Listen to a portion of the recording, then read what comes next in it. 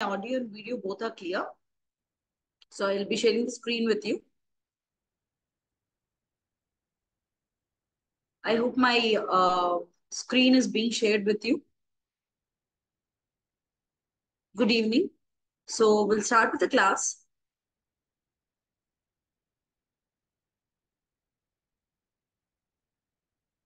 Okay.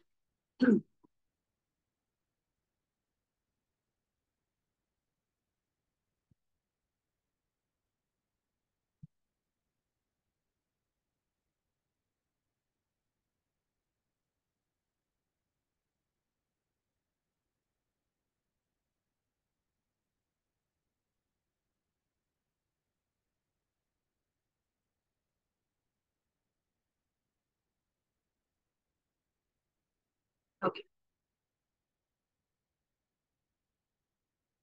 So let's continue with the section.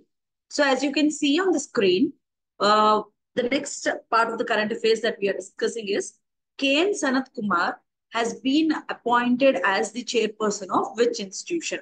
So here the question is, which institution does the K.N. Sanat Kumar has been appointed? So the answer is Press Trust of India. So K.N. Sanat Kumar of the printers in Mysore was elected as the chairperson of Press Trust of India and as the board of directors. So, and this is for a 1 year term. అంటే ఒక సంవత్సరానికి ఎన్నుకున్నారన్నమాట. And also he is also an chairman of Audit Bureau of Circulation. దాన్ని ABC అని కూడా అంటారు. So and also executive member of Indian news paper society. So 20 ఏళ్ళగా పనిచేస్తా ఉన్నారు ఈ రెండిట్లోనూ ఆయన ఎన్నుకున్నారు. అండ్ ఇది సెకండ్ టైము ఆయన chairman of the press trust of India కింద సర్వ్ చేస్తున్నారు. ఇదివరకు 2013 నుంచి 14 టైం పీరియడ్ లో కూడా చేశారు. ఓకే, నెక్స్ట్ కరెంట్ అఫైర్ కి వెళ్దాం. Who is the head of law commission of India 2023? 2023లో చూసుకుంటే ఎవరు హెడ్ లా కమిషన్ ఆఫ్ ఇండియాకి అన్నారు. So answer is justice Ritu Raj Awasthi. So the law commission of India వాళ్ళు ఏం చేస్తున్నారంటే first time law commission of India has expressed a support for enabling registration of electronic first information report. దాన్నే మనం e-FIR అంటారు. మనం FIR రాస్తాం కదా, మీరు ఎఫ్ఐఆర్ రాయాలంటే జనరల్ గా ఎలా రాయాలి? పోలీస్ స్టేషన్కి వెళ్ళి రిపోర్ట్ చేయాలి కదా. సో అలాంటిది అవసరం లేదు, మీరు ఫస్ట్ ఇన్ఫర్మేషన్ రిపోర్ట్ ఎలక్ట్రానిక్ గా కూడా రాయొచ్చు అని చెప్పేసి వీళ్ళు Trinath I can keep it in presentation mode, but నేను దీనికి బ్యాక్గ్రౌండ్ ఎక్స్ప్లెయిన్ చేసినప్పుడు I have to pause the share అనమాట. సో అందుకని చెప్పి I'm not going in presentation mode for now. So you'll see that. Okay, so otherwise I increase the slide weight. Is it clear నా? ఇప్పుడు మీకు clear ఉందా మొత్తం? Yeah, so yeah, okay. So law commission of India వాళ్ళు ఇప్పుడు suppose మీరు లా commission of India చూస్తే electronic FIR దర్యాప్తు చెయ్యొచ్చు అని చెప్పేసి వాళ్ళు మీకు వాళ్ళు ఫస్ట్ టైం చేంజెస్ తీసుకురావడం జరిగింది. సో ఈ కమిషన్ ఈ లా కమిషన్ ఏదైతే ఉందో it is headed by the former Karnataka high court chief justice Ritu Raj Awasthi. So ఇది 292వ రిపోర్ట్ లో ఈ రికమెండేషన్ ఇచ్చారనమాట. అండ్ ఆల్సో ఈ ఈ చేంజెస్ ఎందుకు తీసుకొచ్చారు అంటే, చూడండి మీరు ఎప్పుడైనా పోలీస్ స్టేషన్కి వెళ్ళినప్పుడు చాలా ప్రాబ్లమ్స్ ఫేస్ చేస్తారు. ఏంటి ఆ ప్రాబ్లమ్స్ అంటే, ఫర్ ఎగ్జాంపుల్ మీకు ప్రాబ్లమ్స్ ఏమేమి వస్తాయంటే, లా కమిషన్ అన్నది ఏంటంటే ఒక ఎగ్జిక్యూటివ్ బాడీ. సో ఈ ఎగ్జిక్యూటివ్ బాడీ ఏమైందంటే ఒక ఎస్టాబ్లిష్డ్ టెన్యూర్ కి, అంటే గవర్నమెంట్ ఎవరైతే ఉన్నారో దాన్ని ఒక ఫిక్స్డ్ టెన్యూర్ కి అపాయింట్ చేస్తుంది అనమాట.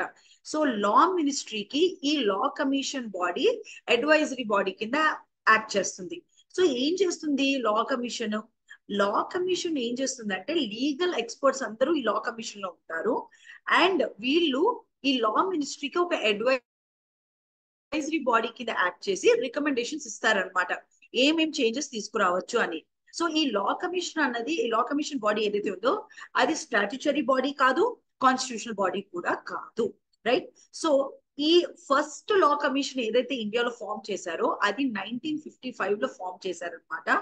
అండ్ చైర్మన్ అప్పట్లో chairman and attorney general of India stalwart ఉన్నవారు. అప్పుడు ఆయన్ని అపాయింట్ చేస్తున్నారు. సో ఈ ఇనిషియేషన్ ఎందుకు తీసుకున్నారు అంటే యాజ్ టైం చేంజెస్ మన లాలో కూడా చేంజెస్ తీసుకురావాలి కాబట్టి, and it has to be made with respect to the people ఫ్రెండ్లీగా ఉండాలి, పబ్లిక్ ఫ్రెండ్లీగా ఉండాలి కాబట్టి చేంజెస్ తీసుకొచ్చారనమాట. సో లా కమిషన్ గురించి అయితే ఇది ఒక చిన్న బ్యాక్గ్రౌండ్. సో మీరు ఎప్పుడైనా పోలీస్ స్టేషన్కి వెళ్ళినప్పుడు ఎఫ్ఐఆర్ రాసేటప్పుడు చాలా ప్రాబ్లమ్స్ అవుతుంటాయి. దీని మీద సుప్రీం కోర్టు చాలా సార్లు జడ్జిమెంట్స్ ఇచ్చారు. ఏమనంటే ఇది మా జ్యూరిస్డిక్షన్ లోకి రాదు, మేము ఇక్కడ ఎఫ్ఐఆర్ ఫైల్ చేయము అని ఇదివరకు చాలా ప్రాబ్లం అయ్యేది ప్రజలకి. సో అలాంటప్పుడు సుప్రీంకోర్టు ఏం చెప్పిందంటే ఎఫ్ఐఆర్ మీరు ఫైల్ చేయొచ్చు, ఫస్ట్ మీరు ఎఫ్ఐఆర్ యాక్సెప్ట్ చేయాలి. మీరు ఎఫ్ఐఆర్ కానీ యాక్సెప్ట్ చేయకపోతే ఇట్ ఈస్ అ అఫెన్స్ అని చెప్పేసి సుప్రీంకోర్టు కూడా జడ్జిమెంట్ చాలా చాలా కేసెస్ లో ఇచ్చారు. సో ఇంకా ప్రజలకి ఈజీగా ఉండాలని చెప్పి ఈ ఎఫ్ఐఆర్ తీసుకొచ్చారనమాట. So that is the recommendation, right? So ఇది ఒక చిన్న బ్యాక్గ్రౌండ్ అనమాట. Okay, so let's go to the next point. Yeah, so next current affair వెళ్దాం. What is the theme of World Heart Day 2023? So World Heart Day theme ఏంటి? Answer ఏంటంటే use heart know heart. So ఇది theme of the World Heart Day 2023 కి theme అనమాట.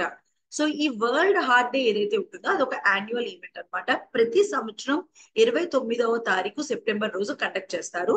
So this day ఈ రోజు ఏదైతే ఉందో వేరియస్ ఈవెంట్స్ అనేవి కండక్ట్ చేస్తారు గ్లోబల్ గా. దేని గురించి అంటే హార్ట్ డిసీజెస్ గురించి అవగాహన పెంపొందించడానికి, హార్ట్ డిసీజెస్ అంటే మన గుండె జబ్బుల్ని తగ్గించడానికి ఎలాంటి పద్ధతులు ఫాలో అవ్వచ్చు అని చెప్పేసి ఈ డేని సెలబ్రేట్ చేసుకుంటారనమాట. సో దీని గురించి మీరు ఒక చిన్న బ్యాక్గ్రౌండ్ ఏదైనా తెలుసుకోవాలి అనుకుంటే, the first world Heart day ఎప్పుడు సెలబ్రేట్ చేశారంటే 1999లో సెలబ్రేట్ చేశారనమాట. సో అప్పటి నుంచి సెప్టెంబర్ 29వ తారీఖుని వరల్డ్ హార్ట్ డే సెలబ్రేట్ చేస్తామని చెప్పేసి వాళ్ళు డేట్ ఫిక్స్ చేసుకున్నారు. ఎందుకు మనం వరల్డ్ హార్ట్ డే సెలబ్రేట్ చేస్తున్నాము అంటే ఇక్కడ అర్థం చేసుకోవాల్సింది ఏంటంటే చాలా మంది గుండె జబ్బుల వల్ల చనిపోతా ఉన్నారు. It is a preventable disease. మనం దాన్ని ప్రివెంట్ చేయొచ్చు. హార్ట్ అటాక్ వల్ల చనిపోవాల్సిన అవసరం లేదు, బతికించగలుగుతారు. సో అందుకనే అవేర్నెస్ తెస్తే ఇలాంటి ప్రివెంటబుల్ డిసీజెస్ ని మనం అరికట్టగలం అని చెప్పేసి వాళ్ళు ఇలాంటివి చేస్తుంటారు అనమాట.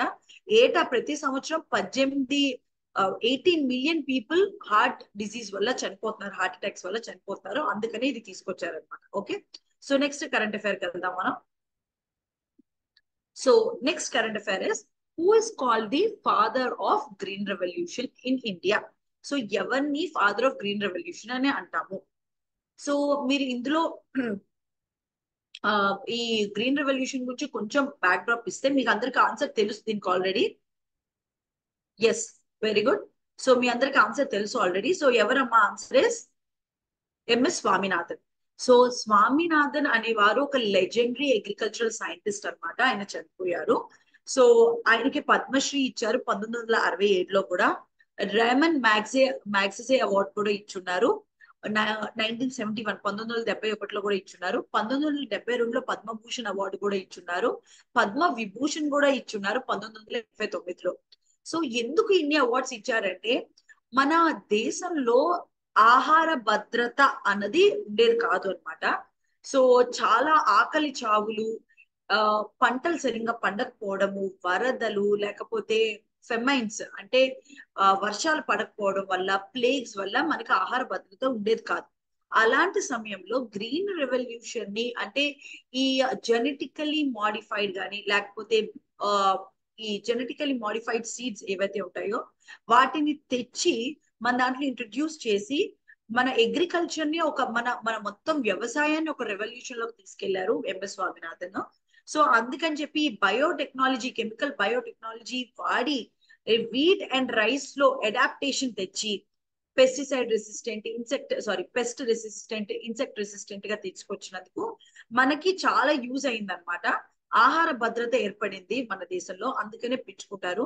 అయితే మీకు ఇందులో తెలుసుకోవాల్సిన విషయం ఇంకొకటి ఏంటంటే, ఒక ఫన్ ఫ్యాక్ట్, ఇంపార్టెంట్ ఫ్యాక్ట్ ఏంటి అంటే, సో ఆయన్ని మనం ఫాదర్ ఆఫ్ గ్రీన్ రెవల్యూషన్ అని ఇండియాలో అని పిలుస్తాం, కానీ వరల్డ్ లో ఫాదర్ ఆఫ్ గ్రీన్ రెవల్యూషన్ ఎవరు అంటే నార్మన్ బోర్లాగ్ అనమాట. ఆయన ఈ సిగ్నిఫికెంట్ చేంజెస్ తీసుకొచ్చారు.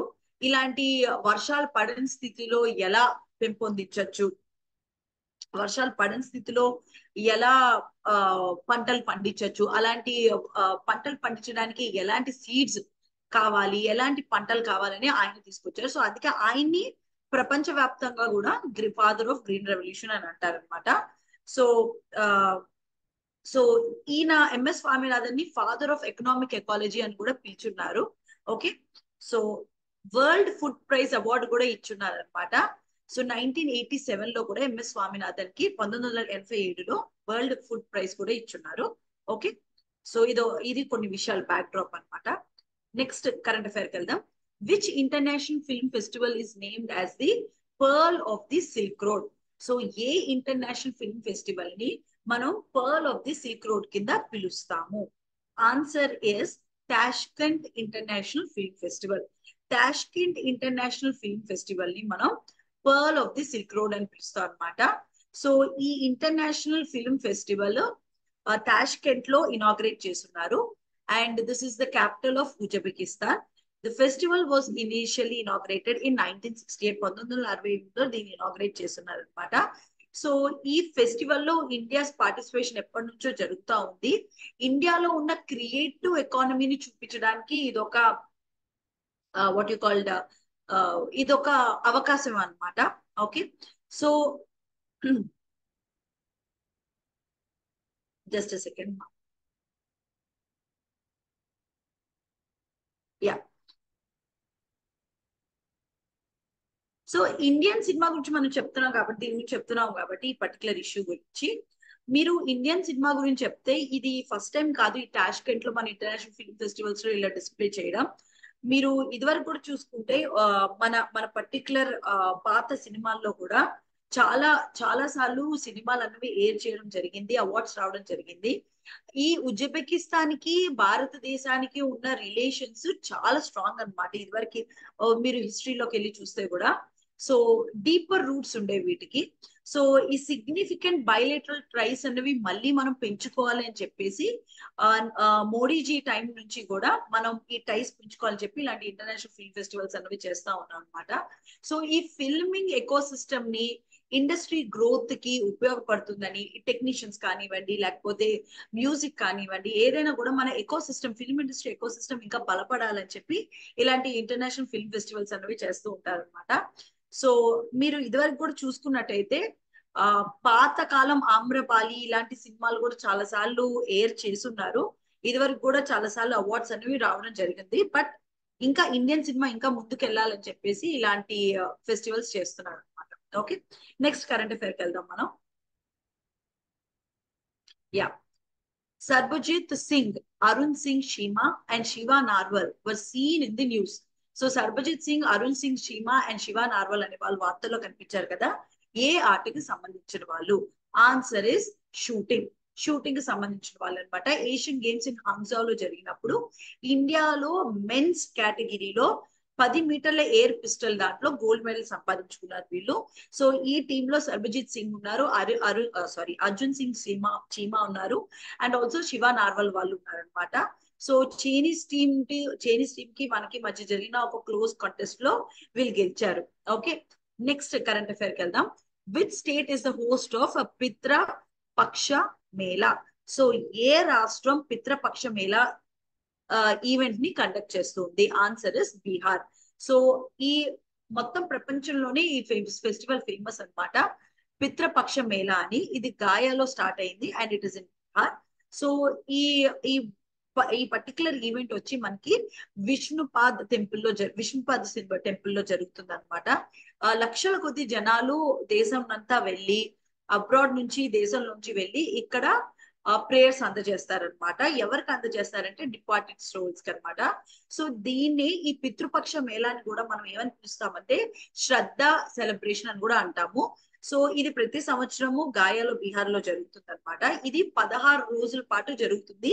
హిందూ క్యాలెండర్ ప్రకారం ఈ ఈవెంట్ ని కండక్ట్ చేస్తారు. ఎందుకు అంటే మన పితృదేవులు ఎవరైతే ఉంటారో, మన యాన్సిస్టర్స్ ఎవరైతే ఉంటారో వాళ్ళకి మనం ఆఫరింగ్స్ ఇస్తాం అనమాట. వాళ్ళని ఆనర్ చేస్తూ, వాళ్ళని గౌరవిస్తూ వాళ్ళకి ప్రేయర్ చేస్తాం అనమాట.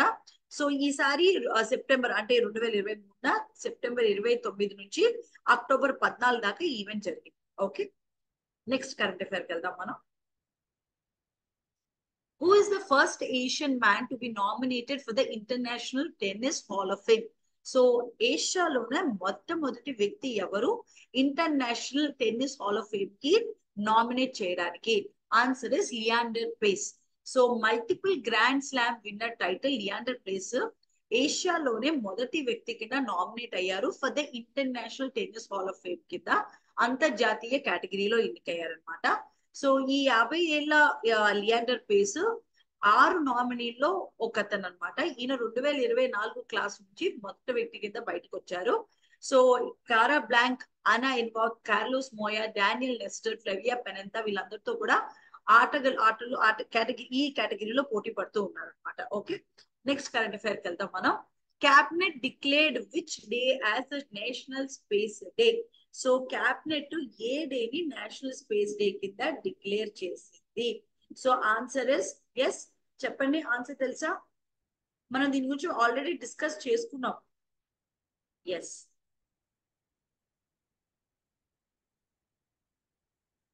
August 23rd. So August 23rd ని మనం నేషనల్ స్పేస్ డే కింద చేస్తారు. ఎందుకు చేస్తాం మనం? ఎందుకంటే చంద్రయాన్ 3 మిషన్ సక్సెస్ఫుల్ గా మూన్లో ల్యాండ్ అయింది కాబట్టి అప్పటి నుంచి మనం నేషనల్ స్పేస్ డే కింద డిక్లేర్ చేశారు క్యాబినెట్ వాళ్ళు. వాళ్ళ యొక్క కష్టాన్ని అంటే వాళ్ళు చేసిన ఈ మిషన్ సక్సెస్ఫుల్ అవడం వల్ల రికగ్నైజ్ చేయడానికి చేశారనమాట. అండ్ తిరంగా పాయింట్ లో మనం మూన్ ల్యాండ్ అవడం వల్ల శివశక్తి పాయింట్, తిరంగా పాయింట్ అని మనం ఏం చేస్తున్నాం, అది కూడా మీకు తెలిసిందే. నెక్స్ట్ కరెంట్ అఫైర్ కి వెళ్దాం మనం. Which state inaugurated its India's first artificial intelligence AI school? ఏ స్టేట్ లో India's first intelligence artificial school అన్నది ఎస్టాబ్లిష్ చేసాం? సో దీనికి కూడా మీకు ఆన్సర్ తెలుసు, మనం ఇదివరకు కూడా మనం మాట్లాడుకున్నాం దీని గురించి. Yes, Kerala. Answer is Kerala. నేను ప్రతి ఒక్క ఆన్సర్ చూడట్లేదమ్మా, ఎందుకంటే నేను వెనక్కి వెళ్ళి చూడాలి అంటే it is gonna take time. I hope you will give the right answers. మీరు క్రాస్ చెక్ చేసుకోండి నేను చెప్పిన తర్వాత. So Kerala, President Ramnath Kovind Singh inaugurated India's first intelligence school called the Satyagiri Vidya Bhavan in Kerala capital city తిరువనంతపురంలో inaugurate చేస్తున్నారు అనమాట.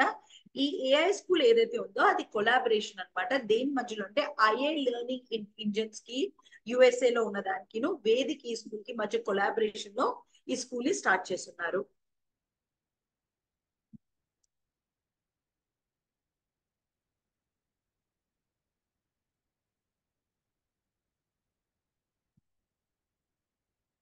Sorry, yeah. While racing, next current affair కి వెళ్దాం. Which racing driver clinched the Dutch Grand Prix for the 3rd year in a row? So ఎవరికి Dutch grand prix 3వసారి వరుసగా వచ్చింది? Answer is marks వెస్టపెన్, red bulls max. Okay, so ఈ max వెస్టపెన్ కి 3వసారి Dutch grand prix title అనేది 3వసారి వచ్చింది అనమాట. So he was followed by Aston Martin's Fernando. So that max వెస్టపెన్ తర్వాత just a second.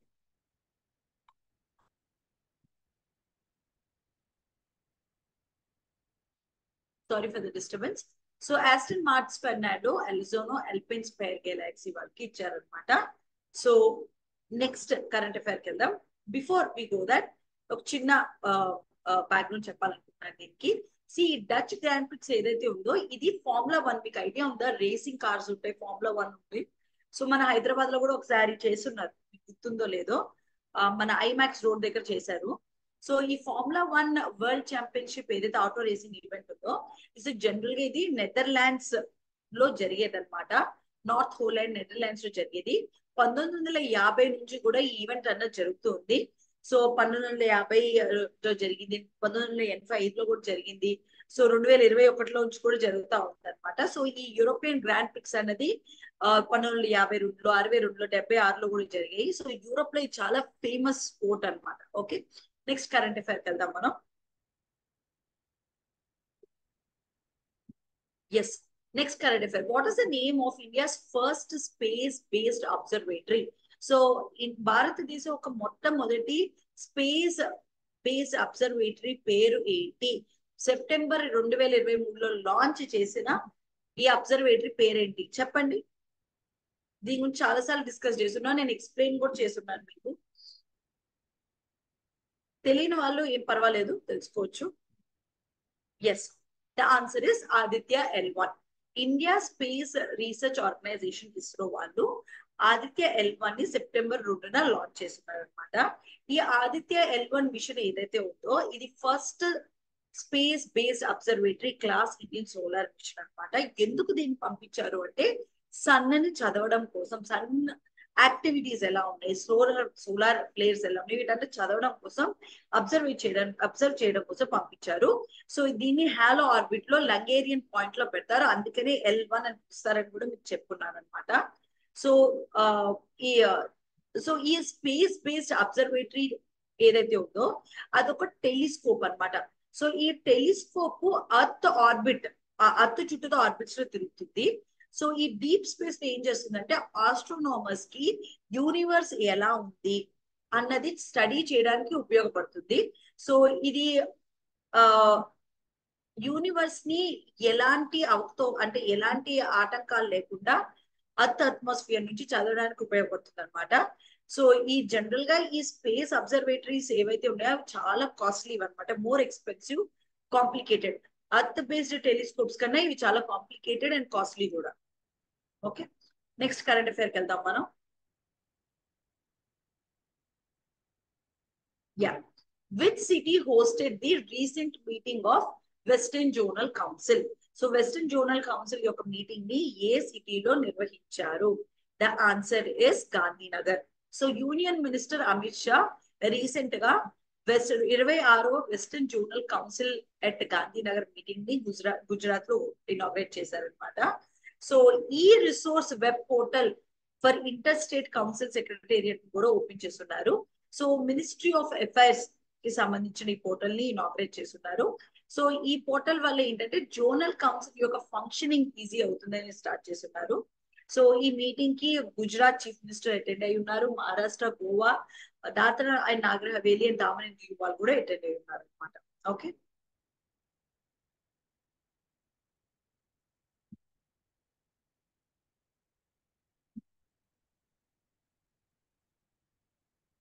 Next current అఫైర్కి వెళ్దాం.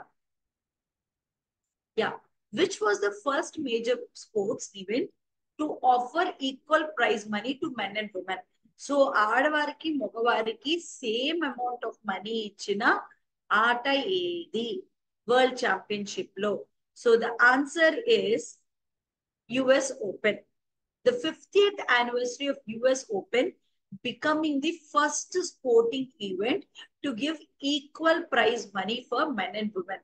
సో ఆడవారికి మగవారికి సేమ్ అమౌంట్ ఆఫ్ మనీ ఇచ్చారు ఈ ఆటలో. అండ్ ఈ సెరమనీ వచ్చేసి US ఫస్ట్ లేడీ ఇదివరకు మైకల్ ఒబామా అటెండ్ అయి ఉన్నారు. అండ్ ఫార్మర్స్ టెన్నిస్ అంటే ఇదివరకు ఆటగాళ్ళు బిల్లీ జీన్ కింగ్ అటెండ్ అయి ఉన్నారు. తర్వాత గ్యాబీ బెల్, సింగర్ సారా బెరెల్స్ వీళ్ళందరూ కూడా అటెండ్ అయి ఉన్నారు అనమాట ఈ ఈవెంట్ కి. ఓకే, సో యా, ఇప్పుడు US ఓపెన్ గురించి వచ్చింది కాబట్టి చెప్తున్నాను. ఈ US ఓపెన్ అన్నది ఏంటి అంటే టెన్నిస్ ఛాంపియన్షిప్స్ అనమాట.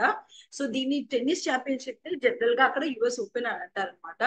సో ఇది ప్రతి సంవత్సరం కండక్ట్ చేస్తారు, న్యూయార్క్ లో కండక్ట్ చేస్తారు, క్వీన్స్ లో కండక్ట్ చేస్తారు. 1987 నుంచి కూడా ఈ ఈవెంట్ అన్నది కండక్ట్ అవుతా ఉంది. నేను ఇదివరకు కూడా మీకు చెప్పున్నాను, ప్రతి ఆటకి డిఫరెంట్ టైప్స్ ఆఫ్ టైటిల్స్ ఉంటాయని. దీనికి కూడా మీకు గ్రాండ్ స్లామ్ టైటిల్ ఉంది, ఫ్రెంచ్ ఓపెన్ టైటిల్స్ ఉంటాయి, వింబుల్డన్ ఉంటుంది, ఆస్ట్రేలియన్ ఓపెన్ అని ఉంటుంది. సో ఇలా డిఫరెంట్ టైటిల్స్ వీటిని పిలుస్తారు అనమాట. ఓకే, సో యా, దీని గురించి ఇంకొక విషయం ఏంటి అంటే ఈ టోర్నమెంట్ ఈ ఏదైతే US ఓపెన్ ఉందో ఇది టెన్నిస్ ఛాంపియన్షిప్స్ అన్నిట్లో కూడా ఓల్డెస్ట్ అనమాట. అండ్ ఒరిజినల్ గా దీన్ని US నేషనల్ ఛాంపియన్షిప్ అని కూడా పిలుస్తారు. ఓకే, నెక్స్ట్ కరెంట్ అఫైర్కి వెళ్దాం మనం. Yeah, which country or countries are the hosts of Asian Cup? Yeah, which country are the hosts of hosts of Asia Cup 2023 tournament? So 2023 tournament ని నిర్వహిస్తున్న దేశాలు లేదా దేశం ఏంటి? Answer is Sri Lanka and Pakistan. The Asia Cup 2023 tournament kicked off across the venues of Pakistan and Sri Lanka. So Sri Lanka and Pakistan venues లో start అయ్యింది. So ఈ 16వ edition of Asia Cup August 30న స్టార్ట్ అయ్యి సెప్టెంబర్ 17న ఎండ్ అవుతుంది. అండ్ ఆల్మోస్ట్ ఇందులో 6 టీంలు పార్టిసిపేట్ చేస్తూ ఉన్నారు అనమాట. 2 గ్రూపుల కింద డివిజన్ చేస్తున్నారు. Okay,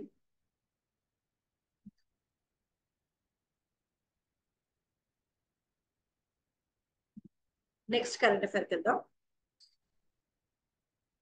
yeah, next current affair. As per Youth Affairs and Sports Ministry, how many Khelo India centers will be established in an year? So, Youth Affairs and Sports Ministry ప్రకారంగా Khelo India centres ఒక సంవత్సరంలో ఎన్ని స్థాపిస్తారు? Answer is 1000. So 1000 కి దాకా 1000 దాకా ఈ Khelo India centres అనేవి మనం స్థాపిస్తామని చెప్పి వాళ్ళు అనౌన్స్ చేస్తున్నారనమాట, అనురాగ్ సింగ్ ఠాకూర్ వాళ్ళు.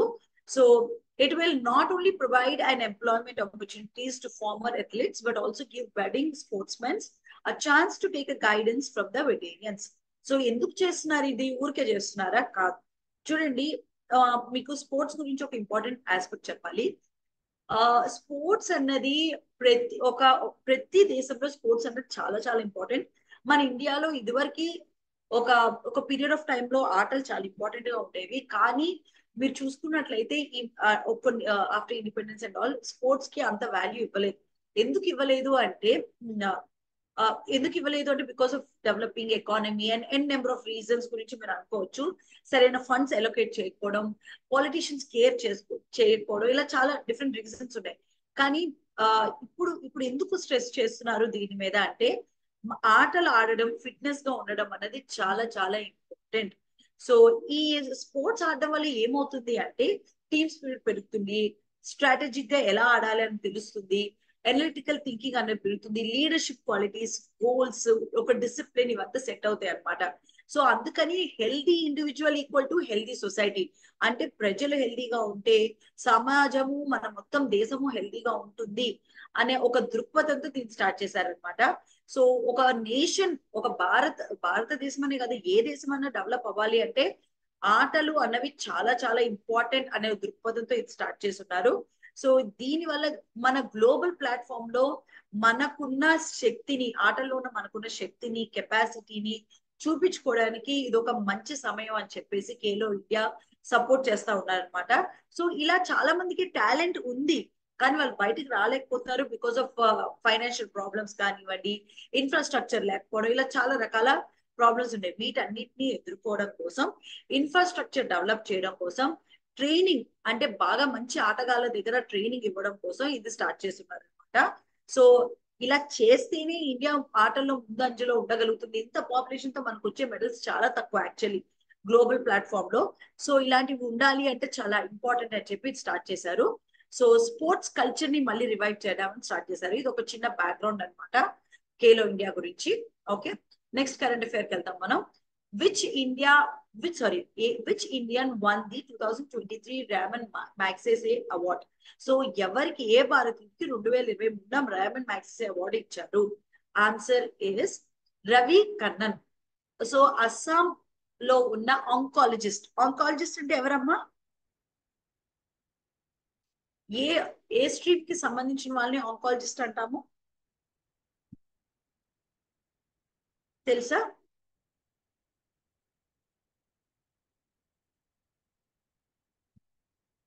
ఓకే,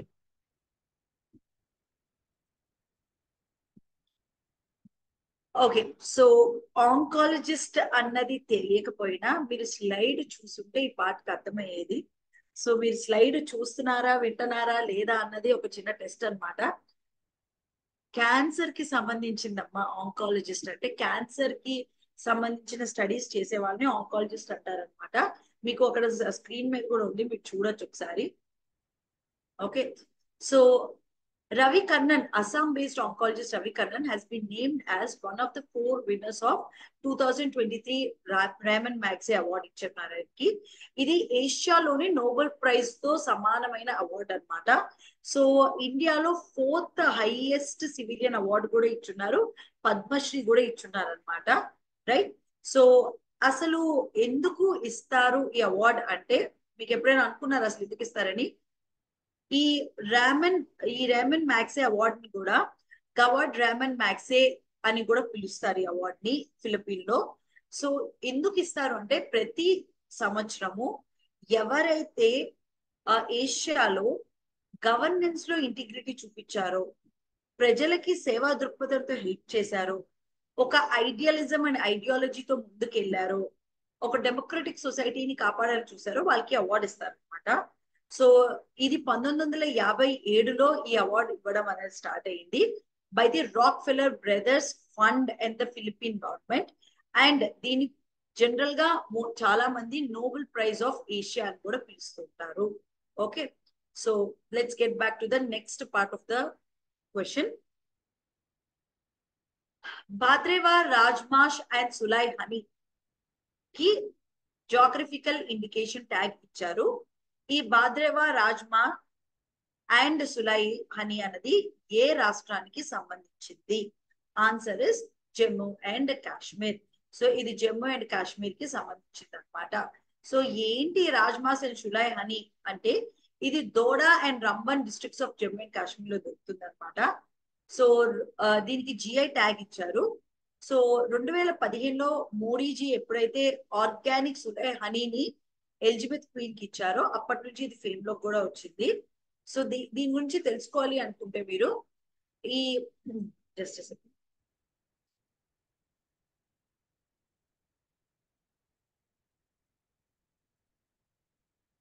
ఒక్క నిమిషం అమ్మా.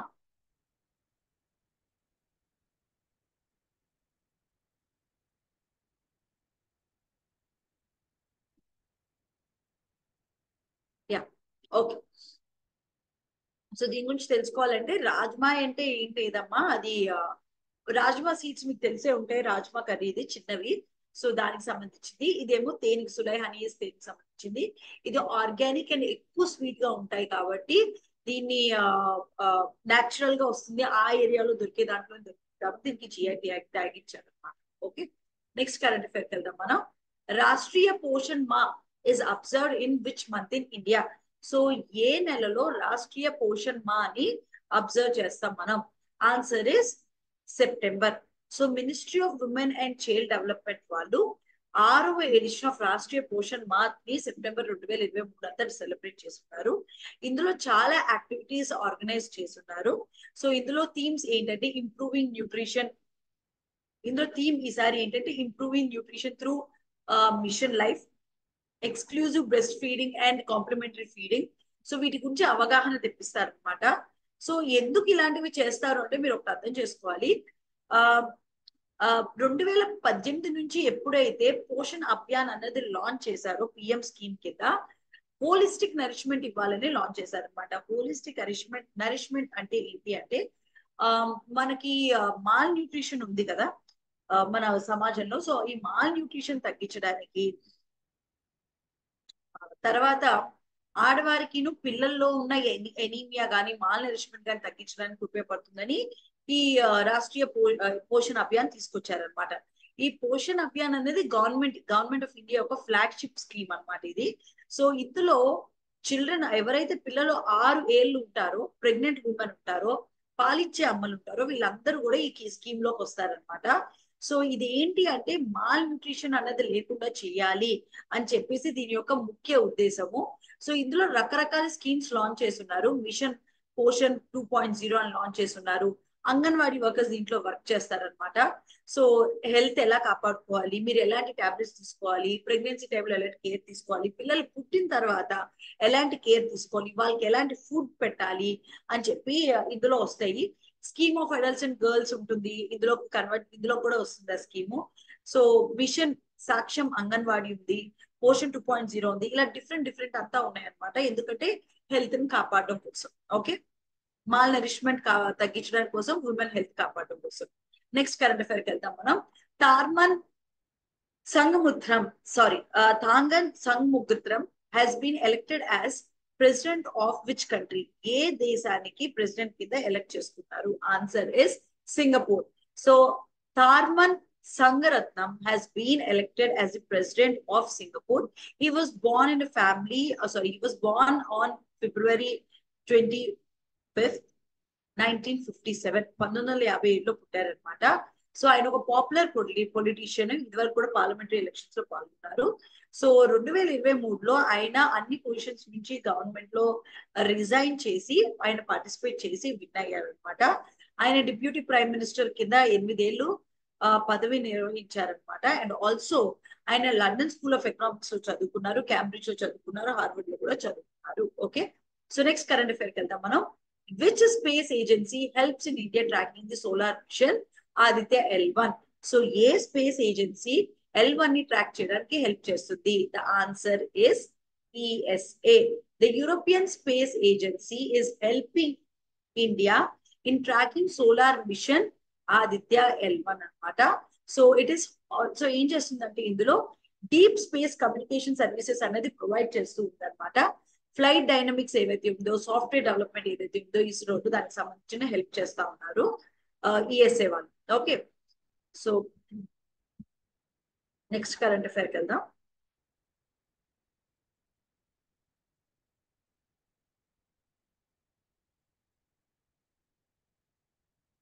మహిత శెట్టి, నాకు ఒకటి అర్థం కావట్లేదు. ఒకళ్ళు వచ్చేమో క్వశ్చన్ ఎక్స్ప్లెయిన్ చేయమని ఆన్సర్ చేయమంటారు. No, I don't know, you speak to Trinath sir. ఒకసారి త్రినాథ్ సార్ తో మాట్లాడండి, వాళ్ళు ఎలా చెప్తారంటే దాని ప్రకారంగా మనం వెళ్దాం. ఎందుకంటే నాకు అర్థం కావట్లేదమ్మా. ప్రాబ్లం చూడండి, నాకు ప్రాబ్లం ఏం లేదు. ఇదివరకు నేను క్లాసెస్ చెప్పినప్పుడు కూడా నేను పారాగ్రాఫ్ చెప్పి క్వశ్చన్ అడిగేదాన్ని. ఎందుకంటే మీకు పారాగ్రాఫ్ అర్థమైతే క్వశ్చన్, అంటే మీకు టాపిక్ అర్థమైతే క్వశ్చన్ ఆన్సర్ చేస్తారండి. కానీ మధ్యలో ఒక 3-4 ఉన్నారు అనుకుంటా క్లాస్ లో, మనకు తెలీదు. వాళ్ళు నాకు ఇదివరకు కూడా చాలా సార్లు అడిగారు. సో అందుకని చెప్పి I do not know that. So ఒకసారి మీరు త్రినాథ్ సార్ తో మాట్లాడండి. సో మాట్లాడిన తర్వాత నాకు చెప్పండి రేపు. What ever it is, I continue with that. ఎందుకంటే రోజు స్టైల్లో ఇలా మీరు అది చెప్పండి ఇది చెప్పండి అనడం it's not correct. I generally don't change my style for everyone, but since people requested it, I'm doing it because I've been in this field for past 12 years. So I know how to teach previously, but 101 times వాళ్ళు అడిగారు అన్నిసార్లు నన్ను అడిగారు కాబట్టి ఇంకా సరే ఎందుకు ఈ డిస్టర్బెన్స్ క్లాస్ లో అని చెప్పి నేను స్టార్ట్ చేస్తున్నాను అన్నమాట.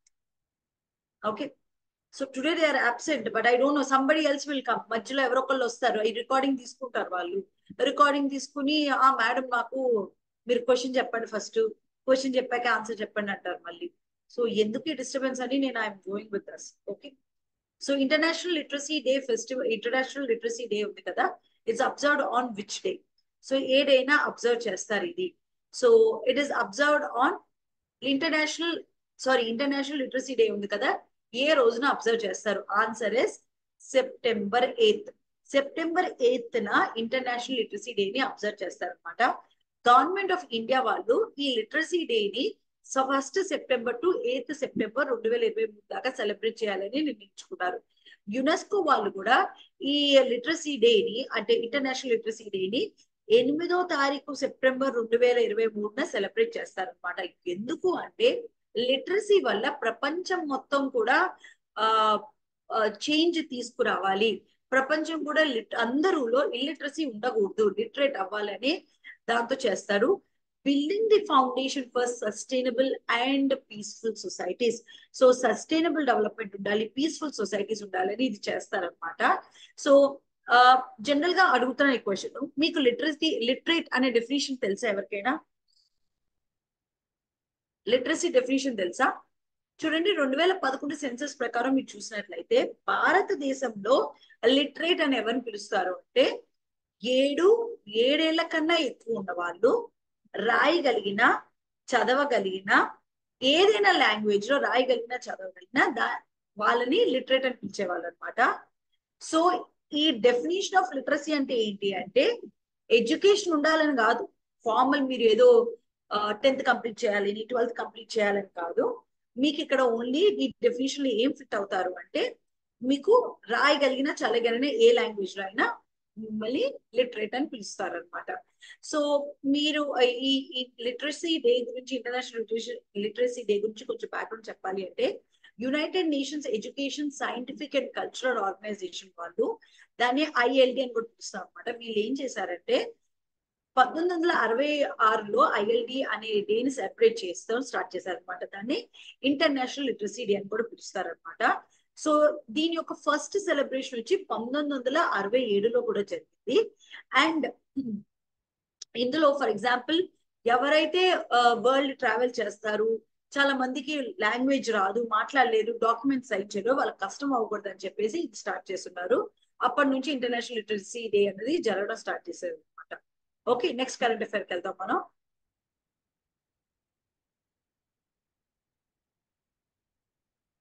Yeah, next current affair. Which cities are the host of India's first two FIFA World Cup 2026 qualifiers? So, ఏ సిటీస్ లో ఇండియాలో ఫస్ట్ 2 సిటీస్ ఏంటి ఫిఫా వరల్డ్ కప్ 2026 క్వాలిఫైర్స్ జరుగుతున్నది? ఆన్సర్ ఇస్, మీరు ఆన్సర్ గెస్ట్ చేసి ఉండాలి పాటికి, భువనేశ్వర్ అండ్ గువహతి. భువనేశ్వర్ అండ్ గువహతిలో ఇండియా యొక్క opening home matches FIFA World Cup 2026లోవి జరుగుతుంది అనమాట. So and AFC Asian Cup 2027 preliminary joint qualification round 2 కూడా జరుగుతుంది ఇండియాలో. సో ఇందులో All India Football All India Football Federation వాళ్ళు అనౌన్స్ చేస్తున్నారు ఇవి జరుగుతాయని చెప్పి. సో ఇండియా గ్రూప్ ఏ లోకి తీసుకొచ్చారు for the Asian qualifiers. And also along ఎవరితో పార్టిసిపేట్ చేస్తున్నారంటే ఖతార్, కువైట్ తో పాటు ఫస్ట్ రౌండ్ లో పార్టిసిపేట్ చేస్తా ఉన్నారు.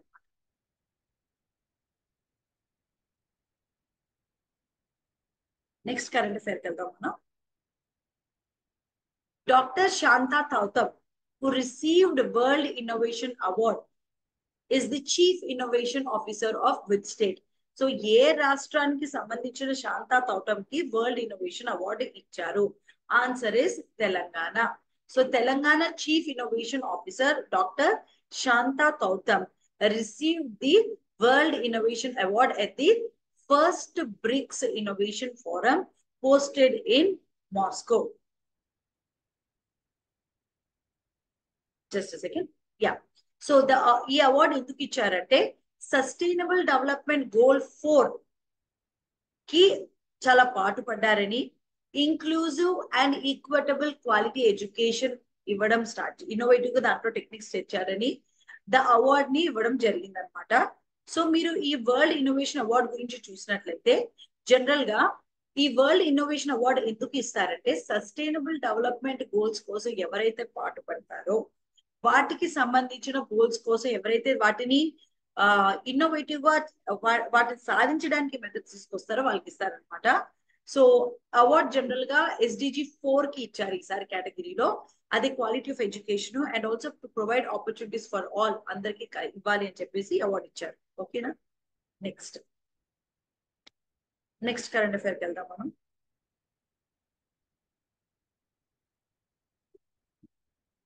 Yeah. Who is the chair of committee set up the assess of viability of one nation, one concept? So, Yavaru chair of the committee, viability of one nation, one election concept. Ki answer is Ramnath Kovind. So union government వాళ్ళు ఒక committee form చేశారనమాట president Ramnath Kovind గారి కింద. దేనికి అంటే one nation one election concept ని చూపించడం కోసం. సో అదే one nation one election concept ని ప్రవేశపెట్టడం కోసం. సో ఈ ప్యానల్ లో వచ్చేసి Indian union minister Amit Shah ఉన్నారు, ex JNK chief minister Ghulam Nabi Azad ఉన్నారు, former finance minister chairman NK Singh ఉన్నారు అనమాట. సో వీళ్ళందరూ కూడా కాన్స్టిట్యూషన్ ఎక్స్పర్ట్ సుభాష్ కశ్యప్ ఉన్నారు, senior advocate Harish Salve, ex chief vigilance commissioner Sanjay Kothari, వీళ్ళందరూ కలిసి ఇందులో పాల్గొన్నారనమాట. సో అది one nation one election concept. So ఇక్కడ నేను ఇంకొక చిన్నది ఏం చెప్పాలనుకున్నానంటే, సో ఈ one nation one election proposal ఏదైతే ఉందో గవర్నమెంట్ ఆఫ్ ఇండియా వాళ్ళు ఎందుకు దీన్ని స్థాపించాలనుకుంటున్నారంటే, లోక్సభ ఎలక్షన్స్ రాజ్యసభ ఎలక్షన్స్ 2 జరుగుతాయి కదా. సో ఈ 2 ఎలక్షన్స్ ఒకేసారి జరగాలి, సింక్రనైజ్ చేయడం కోసం పెట్టారు. ఇప్పుడు జనరల్ గా మీరు చూస్తే May 13th ఎలక్షన్స్ జరుగుతాయి కదా. సో ఇక్కడ మనకి కొన్ని స్టేట్స్ లో ఆల్రెడీ లోక్సభ ఎలక్షన్స్ జరిగాయి. కొన్ని స్టేట్ లో ఇంకా May 13th రాజ్యసభ ఉంది. కొన్ని స్టేట్స్ లో లోక్సభ రాజ్యసభ కలిపి జరుగుతాయి. సో ఇలాంటి వాటి వల్ల మనకి అన్నెసెసరీ ప్రాసెస్ ఖర్చు ఎక్కువ కాబట్టి ఈ రెండు సింక్రనైజ్ చేసి 1 election 1 nation తేవచ్చు అని చెప్పేసి వాళ్ళు ప్రపోజల్ పెట్టారనమాట.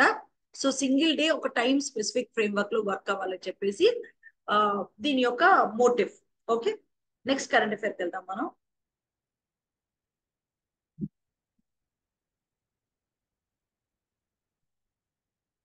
Next question. Which country has emerged as the champions in the men's hockey's Fives Asia Cup? So, ఏ దేశము మెన్స్ హాకీ ఏషియా కప్ లోకి ఎమర్జ్ అయింది? Okay, answer is India. India emerged as men's hockey fives Asia Cup లోకి వచ్చింది అనమాట. So rivals Pakistan ని beat చేస్తూ మనం ఇందులోకి వచ్చాము. So with the win, India has booked their place in the Men's Hockey's World Cup 2024 కి బుక్ చేసుకుంది అనమాట. అంటే స్థానం సంపాదించుకుంది. ఓకే, నేను ఇక్కడ హాకీ గురించి క్వశ్చన్ అడగలుగుతా. హాకీ మన నేషనల్ గేమా? ఆన్సర్ చెప్పండి. హాకీ మన నేషనల్ గేమా?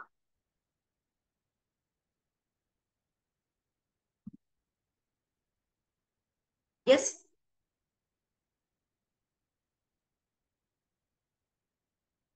ఓకే, ఇంకా ఎవరు చెప్పలేదు వేరే వాళ్ళు?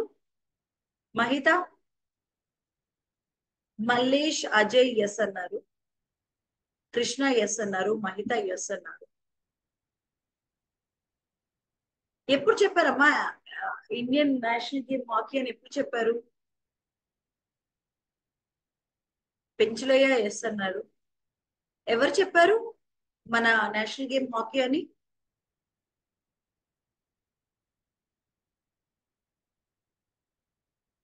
అదేంటి మేడం, పుస్తకాల్లో చదువుకున్నాం అనుకుంటున్నారా?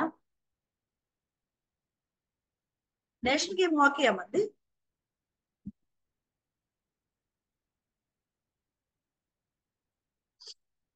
కాదు, అపోహ అనమాట. మనకు అది లేదు, అట్లా నేషనల్ గేమ్ లేదనమాట. హాకీని 4th ఒలింపియాడ్ లండన్ లో ఈ గేమ్ ని ప్రవేశపెట్టారనమాట. 1908లో ఇంగ్లాండ్ లో అనమాట. సో అప్పటి నుంచి England, France, Germany, Ireland, Scotland, Wales వీటంతా కూడా men's Olympic men hockey competition లో విన్ అవుతా వచ్చారు. హాకీని ప్రెజెంట్ చేస్తున్నారు 1912, 1924లో సమ్మర్ ఒలింపిక్స్ గేమ్స్ లో కూడా ప్రెజెంట్ చేస్తున్నారు. సో 45 దేశాలు పైగా వీటికి పోటీ పడి ఆడుతూ ఉంటాయి. సో ఇంతవరకు హాకీలో గోల్డ్ విన్ అయి ఉన్నారు. ఇండియా డామినేట్ చేసింది చాలా ఛాంపియన్షిప్ లో. కానీ యాక్చువల్లీ చూసినట్లయితే మీకు హాకీ అన్నది నేషనల్ గేమ్ కాదు. కాకపోతే మనకి ఎక్కువ ఛాంపియన్షిప్ వేరే విన్ అవుతాం కాబట్టి అదొక అపోహ. సో మినిస్ట్రీ ఆఫ్ స్పోర్ట్స్ వాళ్ళు దాన్ని ఏం డిక్లేర్ చేయలేదు, రాయలేదు. మీరు కావాలంటే ఒకసారి గూగుల్ చేసి చూడొచ్చు. ఓకే,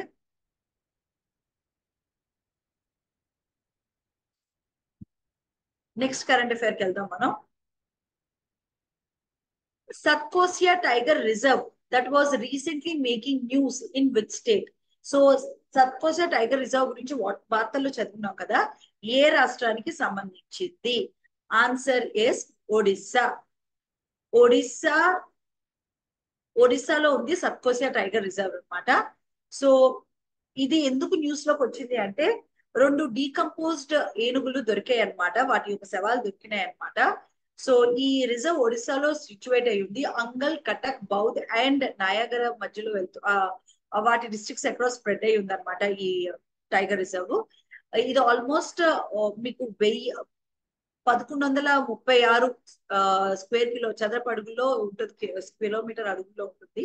సో ఇది కోర్ ఏరియా కింద చేశారు. కోర్ ఏరియా అంటే ఏంటంటే మీకు ఇప్పుడు ఫారెస్ట్ జనరల్ గా కన్జర్వ్ చేస్తారు కదా టైగర్ రిజర్వ్స్ కానీ ఫారెస్ట్ కన్జర్వేషన్స్ లో. అందులో మీకు బఫర్ జోన్ అంటే ఏంటి, కోర్ జోన్ ఏంటని డివైడ్ చేస్తారు.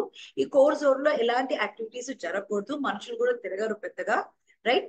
అందులోకి ఎంట్రన్స్ ఉండదు టూరిస్టులు కూడా.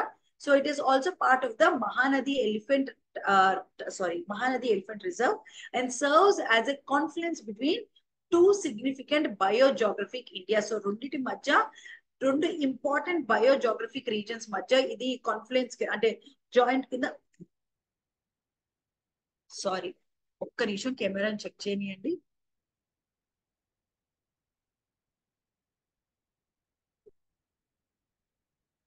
కెమెరా క్లియరే కదమ్మా, మధ్యలో డిస్టర్బెన్స్ వచ్చింది, కెమెరా పడిపోయింది.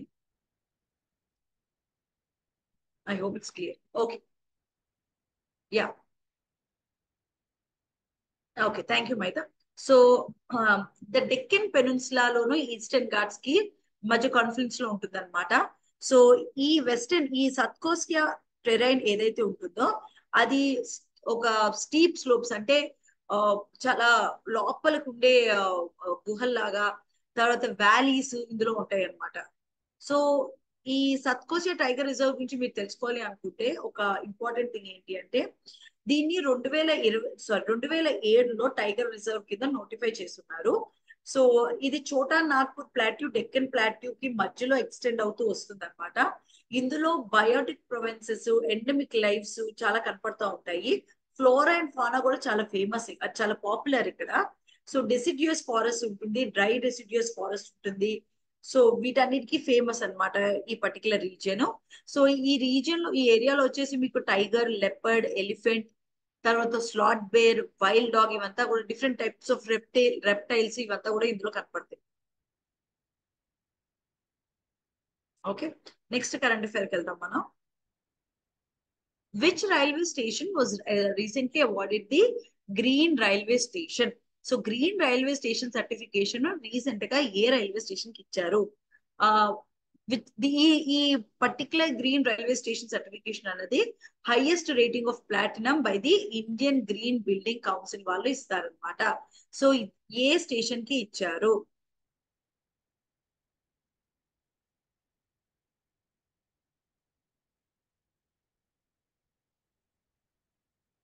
చెప్పండి, ఆన్సర్ తెలుసా?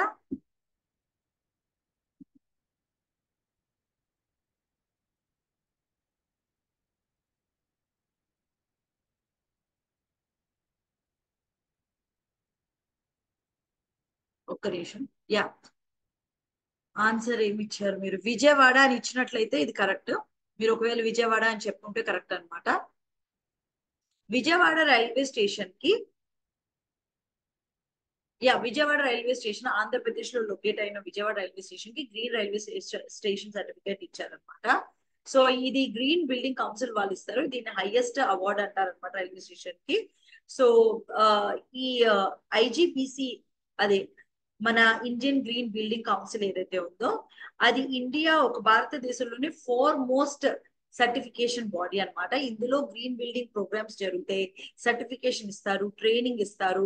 తర్వాత the host of the annual green building Congress కూడా ఇందులోనే జరుగుతుంది. గ్లోబల్ డిస్కషన్స్ ఇందులో జరుగుతాయి, ఎన్విరాన్మెంట్ ఇష్యూస్ గురించి మాట్లాడతారు, ఎనర్జీ, శానిటేషన్, తర్వాత వాటర్ ఎలా కాపాడాలి, వీటన్నిటి గురించి ఇది మాట్లాడతారు అనమాట. దీని హెడ్ క్వార్టర్స్ వచ్చి హైదరాబాద్ లో ఉంది. ఓకేనా? సో ఈ సిస్టమ్ ఏదైతే ఉందో, ఈ సర్టిఫికేషన్ సిస్టమ్, ఇది voluntary and consensus based programme అనమాట ఇది. సో ఇది ఎందుకని ఈ సిస్టమ్ తీసుకొచ్చారంటే ఎన్విరాన్మెంటల్ సస్టైనబిలిటీతో మనం ఇండియన్ రైల్వే స్టేషన్స్ ని రన్ చేయాలి, ఎన్విరాన్మెంట్ కి ఉపయోగపడేటట్టు వీటిని కన్జర్వ్ చేయాలి, వీటిని నడపాలి అనే ఉద్దేశంతో తీసుకొచ్చారనమాట. సో ఇది 2021లో ఫామ్ చేశారు ఇది, ఈ పర్టికులర్ ఐజిపిసిని. అండ్ ఆల్సో ఈ కౌన్సిల్ దాంట్లో డిఫరెంట్ సర్టిఫికేషన్ ప్రోగ్రామ్స్ కూడా నడిపిస్తూ ఉంటారు. సో ఇది కమిటీ బేస్డ్ ప్రోగ్రాము. ఇందులో మెంబర్స్ ఉంటారు, కన్సెసెస్ తీసుకుంటారు వాళ్ళందరూ, కార్పొరేట్ గవర్నమెంట్ ఉంటుంది, నోడల్ ఏజెన్సీస్ ఉంటాయి అనమాట. వీటంతా కూడా లోకల్ చాప్టర్స్ ద్వారా ఇది వర్క్ అవుతుంది అనమాట. ఓకే, నెక్స్ట్ కరెంట్ అఫైర్కి వెళ్దాం మనం.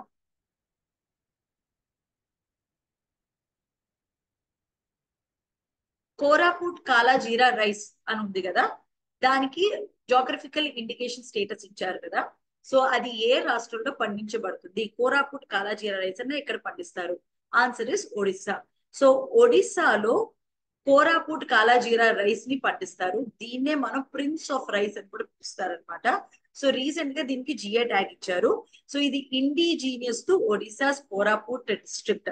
సో ఇది ఒడిశా యొక్క కోరాపుట్ డిస్ట్రిక్ట్ కి ఇండిజినస్ ఇది ఒక అరోమేటిక్ రైస్ అన్నమాట. దీన్ని లోకల్ ఫార్మర్స్, అక్కడ ఉన్న లోకల్ వ్యవసాయదారులు ఎవరైతే ఉంటారో వాళ్ళు పండిస్తారు దీన్ని.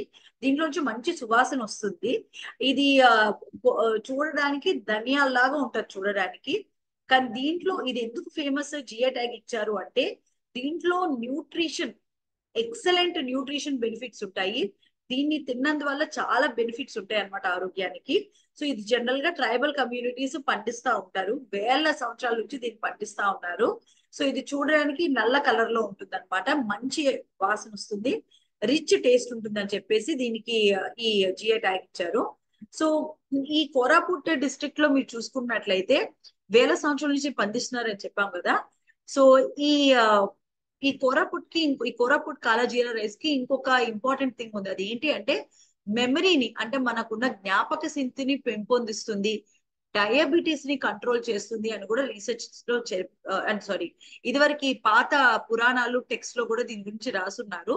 సో ఇది హిమోగ్లోబిన్ లెవెల్ ఏదైతే ఉంటుందో బ్లడ్ లో దాన్ని ఇంక్రీజ్ చేస్తుంది, హిమోగ్లోబిన్ లెవెల్ ని.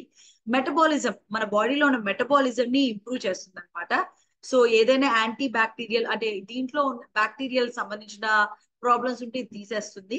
సో దీన్ని అందుకనే ఏమని పిలుస్తారంటే ఈ కోరాపుట్ కాలా జీరా రైస్ ని anti spasmodic, stomachic, carminative, anti bacterial, astringent and sedative properties ఇందులో ఉన్నాయని చెప్పి కోరాపుట్ జీరా రైస్ ని పిలుస్తారు. అందుకని దీన్ని ఎక్స్పోర్ట్ చేస్తున్నారు. దీనికి మంచి డిమాండ్ కూడా ఉందన్నమాట ఈ పర్టికులర్ రైస్ కి. సో ఇది ఎక్కడెక్కడ పెంచుతారంటే తోలా, పత్రాపుట్, గుజరాపుట్, బాలిపూడి, మహులి రీజన్స్ లో దీన్ని గ్రో చేస్తారనమాట. ఓకే, నెక్స్ట్ కరెంట్ అఫైర్కి వెళ్దాం మనం. What is the conservation status of stump tailed macaque? Stump tailed macaque యొక్క కన్జర్వేషన్ స్టేటస్ ఏంటి అని అడుగుతున్నారు. ఎవరి ప్రకారం? As per the IUCN red list. IUCN red list ప్రకారం దీని స్టేటస్ ఏంటి అని అడుగుతుంది. దీని స్టేటస్ ఏంటమ్మా? Vulnerable. So the stump tailed macaque యొక్క స్టేటస్ ఏంటంటే వనరబుల్. స్టంప్ టైల్డ్ మకావ్ అంటే ఏంటి, ఎవరైనా చెప్పగలరా? ఇది ఏంటి, స్పీషీస్ ఏంటి? ఇది మంకీ అమ్మా, ఇది ఒక type of monkey. Okay, so దీనికి స్టేటస్ వనరబుల్ అని ఇచ్చారనమాట. సో దీన్ని ఎక్కడ రీలొకేట్ చేస్తున్నారంటే ఢిల్లీ జూలో Aizawl zoological park in Mizoram లో రీలొకేట్ చేస్తున్నారు దీన్ని. సో దీన్ని బేర్ మకౌస్ అని కూడా పిలుస్తారు. సో ఇది ఓల్డ్ వరల్డ్ మంకీ స్పీషీస్ లో కూడా వస్తుంది అనమాట ఇది పర్టికులర్ది. సో ఇవి ఎక్కడెక్కడ కనపడతాయి అంటే tropical and sub tropical forest in south ఏషియాలో కనపడతాయి. సో ఇది న్యాచురల్ గా ఎక్కడెక్కడ కనపడుతుంది అంటే కాంబోడియాలో కనపడుతుంది, సౌత్ వెస్ట్ చైనాలో కనపడుతుంది, నార్త్ ఈస్ట్ ఇండియాలో, Laos, Myanmar, peninsular Malaysia, Thailand and Vietnam లో కనపడతాయి అనమాట. సో ఇవి ఈ పర్టికులర్ ఇది ఏదైతే ఈ స్టంప్ టైల్ మకౌస్ ఉన్నాయో అవి బ్రహ్మపుత్ర రివర్ ఇంక్లూడింగ్ అస్సాం, మేఘాలయ వీటన్నిటికి సంబంధించిన వాటిలో కూడా కనపడుతుంది. ఓకే, సో ఇందులో నేను మీకు చెప్పాలనుకుంది ఏంటి అంటే ఈ పర్టికులర్ కరెంట్ అఫైర్ లో దీని కన్జర్వేషన్ స్టేటస్ అన్నాం కదా మనం. కన్జర్వేషన్ స్టేటస్ అని అన్నాం కదా మనం దీని గురించి. ఈ కన్జర్వేషన్ స్టేటస్ ఎందుకు ఇస్తారు? ఆ కన్జర్వేషన్ స్టేటస్ అంటే ఏంటి అంటే ఇది ఒక కేటగిరీ అన్నమాట. ప్రతి స్పీషీస్ కి దానికి రిస్క్ ఎంత ఉందా అని చెప్పేదే కన్జర్వేషన్ స్టేటస్. సో ప్రతి స్పీషీస్ కి రిస్క్ ఎంత ఉందా అని ఎలా చెప్తారు? ఈ ఐయుసిఎన్ వాళ్ళు ఒక లిస్ట్ రిలీజ్ చేస్తారు. అంటే ఎక్స్టెన్షన్ అవుతుందా, వనరబుల్ గా ఉందా, ఎండేంజర్డ్ స్పీషీసా, లేకపోతే పోచింగ్ లో ఉందా, లేకపోతే అసలు భయపడాల్సిన అవసరం లేదా ఈ స్పీషీస్ గురించి అని చెప్పేసి వీళ్ళు ఒక లిస్ట్ ఇస్తారు. సో ఇది ప్రతి స్పీషీస్ కి, ప్రతి జాతికి వాటి యొక్క సంఖ్య బట్టి, వాటికి ఉన్న థ్రెట్ బట్టి ఈ లిస్ట్ అనేది వేరీ అవుతుంది, రీజనల్ లెవెల్లో, స్టేట్ లెవెల్లో, నేషనల్ లెవెల్లో అనమాట. సో మీరు ఈ ఐయుసిఎన్ లిస్ట్ చూసినట్లయితే ఇందులో 7 కేటగిరీస్ ఉంటాయి. Extant in the wild, critically endangered, vulnerable, nearly threatened, least concern. So ఈ 7 కేటగిరీల్లో ఏ జాతి జంతువులు అవని పక్షులు అవనివ్వండి ఏదైనా కానివ్వండి ఈ జాతులు ఎక్కడెక్కడ ఉన్నాయి ఈ లిస్ట్ లో అనేది వాళ్ళు డిక్లేర్ చేస్తారు. ఎందుకు చేస్తారు అంటే ఇప్పుడు మనకి వాటి యొక్క సంఖ్య లేకపోతే వాటికి థ్రెట్ లేకపోతే వాటిని చంపేస్తున్నారా లేకపోతే ఏదైనా ఇన్వేజివ్ స్పీషీస్ వచ్చి వాటికి థ్రెట్ వస్తుంది ఇవి తెలుసుకోగలిగితే మనం వచ్చే జనరేషన్ లో ఫ్యూచర్ జనరేషన్ లో కన్సర్వ్ చేయగలుగుతాం కాబట్టి ఈ లిస్ట్ అనేది ఇవ్వడం జరుగుతుంది అనమాట. ఓకేనా? సో ఇది ఈ పర్టికులర్ కరెంట్ అఫైర్ సంబంధించింది. ఓకే, మనం ఒక 5 minutes బ్రేక్ తీసుకుందాం. 5 minutes బ్రేక్ తీసుకుని will come back to the class. Okay, thank you.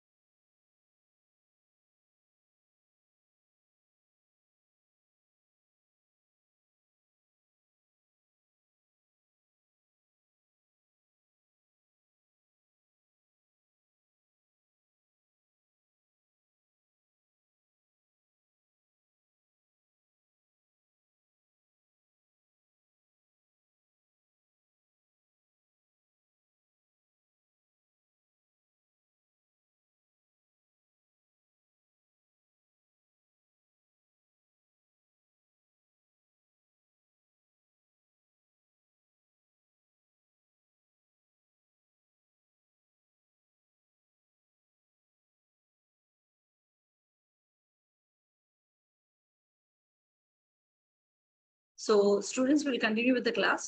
Okay.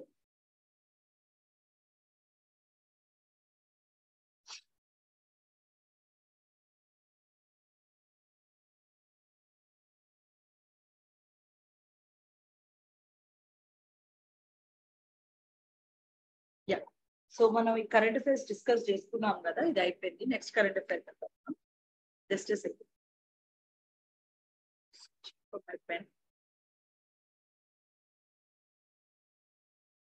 Okay.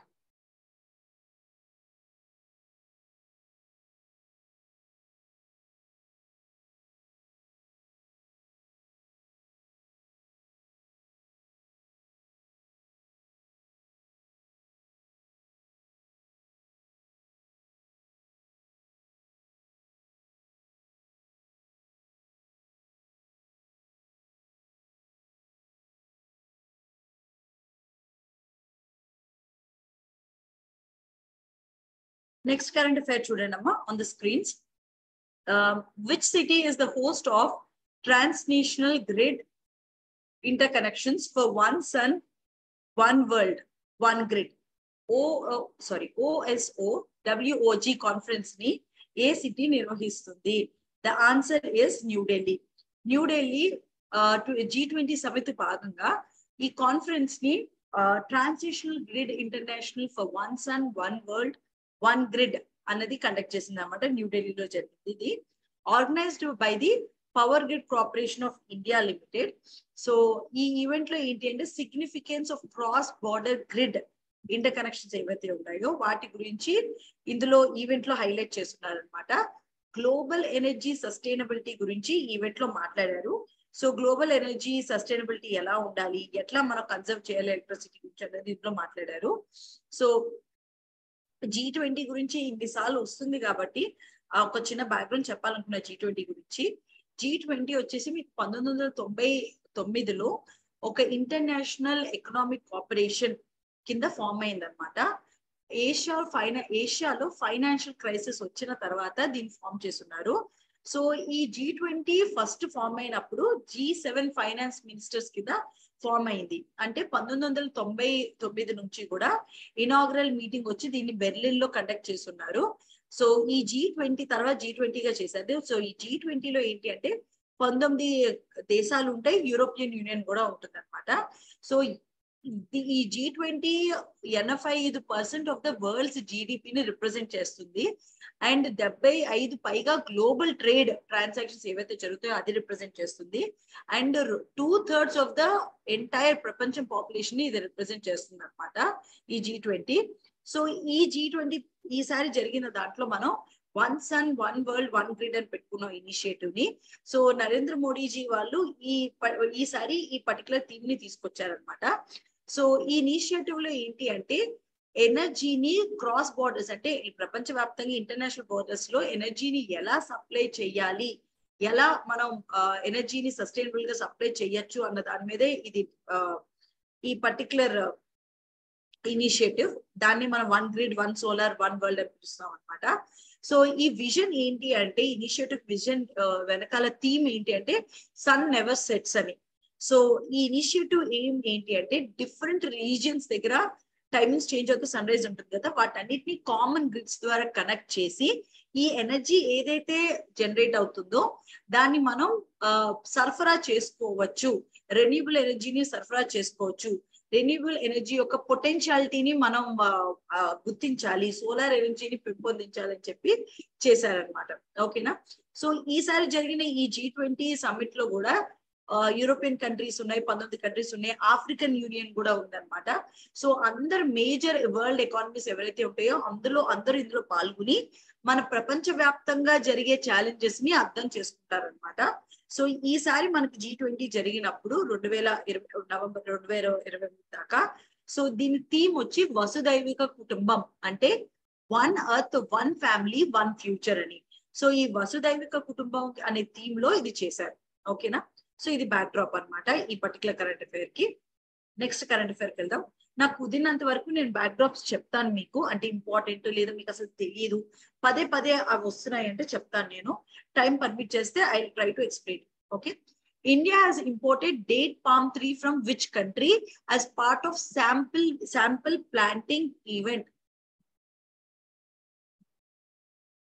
Yeah. So భారతదేశము డేట్ పామ్ ట్రీని ఎక్కడి నుంచి తీసుకొచ్చింది G20 సమిట్ లో శాంపిల్ గా దాన్ని నాటడానికి? Answer is Saudi Arabia. So మీ అందరికీ తెలిసే ఉంటుంది ఆన్సర్.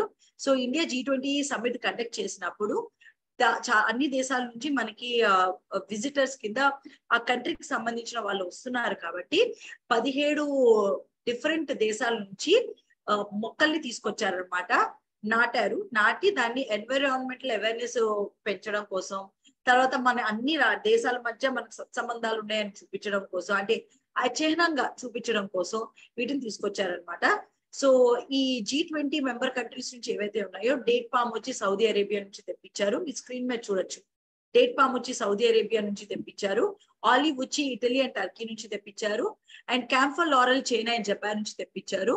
సో గాఫ్ ట్రీని UAE నుంచి, ఫ్రాంకిన్సైన్ ఒమాన్ నుంచి ఇలా డిఫరెంట్ దేశాలు, మారిషియో, మ్యాంగో ట్రీ ఫ్రమ్ బంగ్లాదేశ్ ఇలా తెప్పించారనమాట. Okay, so next current affair కి వెళ్దాం మనం. Which company is the official sponsor of India contingent at Hangzhou Asian Games? So Hangzhou Asian Games లో ఏ కంపెనీ స్పాన్సర్ చేస్తుంది? Answer is Amul. Amul will be the official sponsor of Indian contingent for the Asian Games 2022 లో నిర్వహించే దాంట్లో sponsor చేస్తుంది అనమాట. తర్వాత ఈ చైనాలో జరిగే సెప్టెంబర్ 23 నుంచి అక్టోబర్ 8 దాకా జరిగే దాంట్లో కూడా స్పాన్సరింగ్ చేస్తున్నారు. సో ఇంటిగ్రేటెడ్ లోగో, దాని లోగో అని వేసి స్పోర్ట్స్ పర్సన్స్ మీద లోగో వేసి స్పాన్సర్ చేస్తున్నారు. ఓకే, నెక్స్ట్ కరెంట్ అఫైర్ కి వెళ్దాం. స్వచ్ఛ వాయు సర్వేక్షణ్ 2023 క్లీన్ ఎనర్జీ సర్వేలో ఏ సిటీకి మొదటి ర్యాంక్ వచ్చింది? సో స్వచ్ఛ వాయు సురక్షణలో ఎవరికి, ఏ సిటీకి మొదటి ర్యాంక్ వచ్చింది? Indore. The answer is Indore. Union government forest and climate change minister Bhupender Yadav వాళ్ళు స్వచ్ఛ వాయు సర్వేక్షణ్ 2023 రిజల్ట్స్ ని అనౌన్స్ చేశారనమాట. ఇందులో ఇండోర్ నెంబర్ 1 కింద నుంచింది అనమాట. సో టాప్ స్పాట్ వచ్చింది ఇందులో. అండ్ ఇది సెకండ్ ఇయర్ కాన్సిక్యూటివ్ గా ఈ సర్వే జరిగినప్పుడు 130 సిటీస్ ని ఐడెంటిఫై చేశారు. దేని కింద ఐడెంటిఫై చేశారంటే నేషనల్ క్లీన్ ఎయిర్ ప్రోగ్రామ్ కింద ఐడెంటిఫై చేశారు. అందులో ఆగ్రా ఉత్తరప్రదేశ్ సెకండ్ ర్యాంక్ వచ్చింది, థానే మహారాష్ట్రకి థర్డ్ ర్యాంక్ వచ్చింది అనమాట. ఓకే,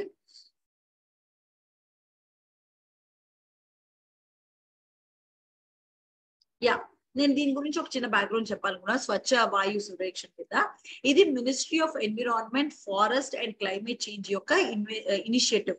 సో ఈ మినిస్ట్రీకి సంబంధించిన ఇనిషియేటివ్ అన్నమాట ఇది.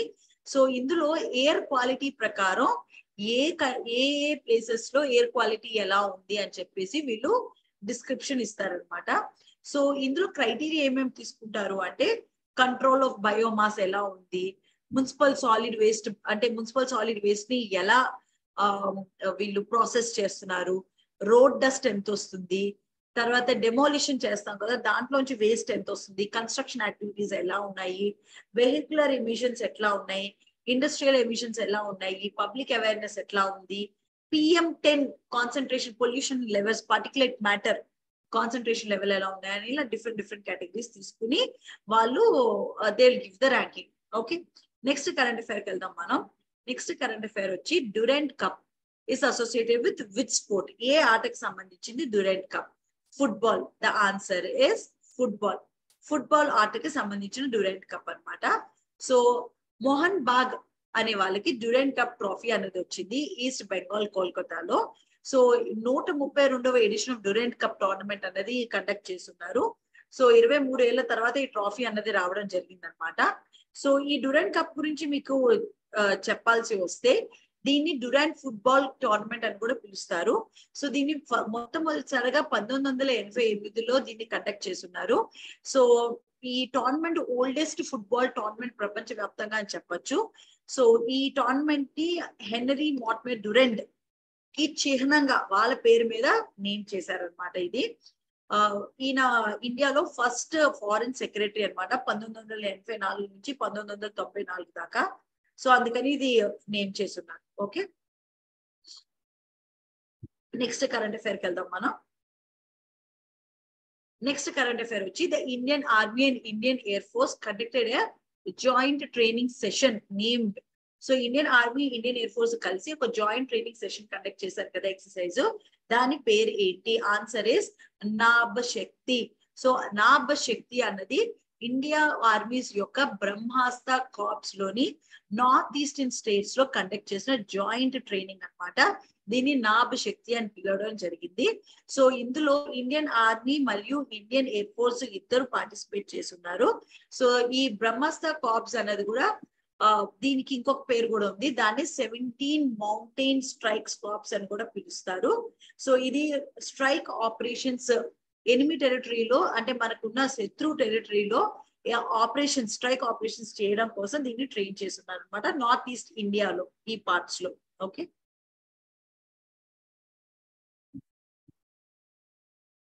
నెక్స్ట్ కరెంట్ అఫైర్ కి వెళ్దాం మనం.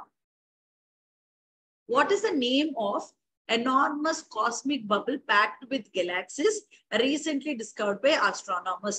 Astronomers discover చేసిన ఈ కాస్మిక్ బబుల్ గెలాక్సీస్ పాల పుంతలు ఉన్న ఈ కాస్మిక్ బబుల్ పేరు ఏంటి అని అడిగారు. Answer is bubble of galaxies.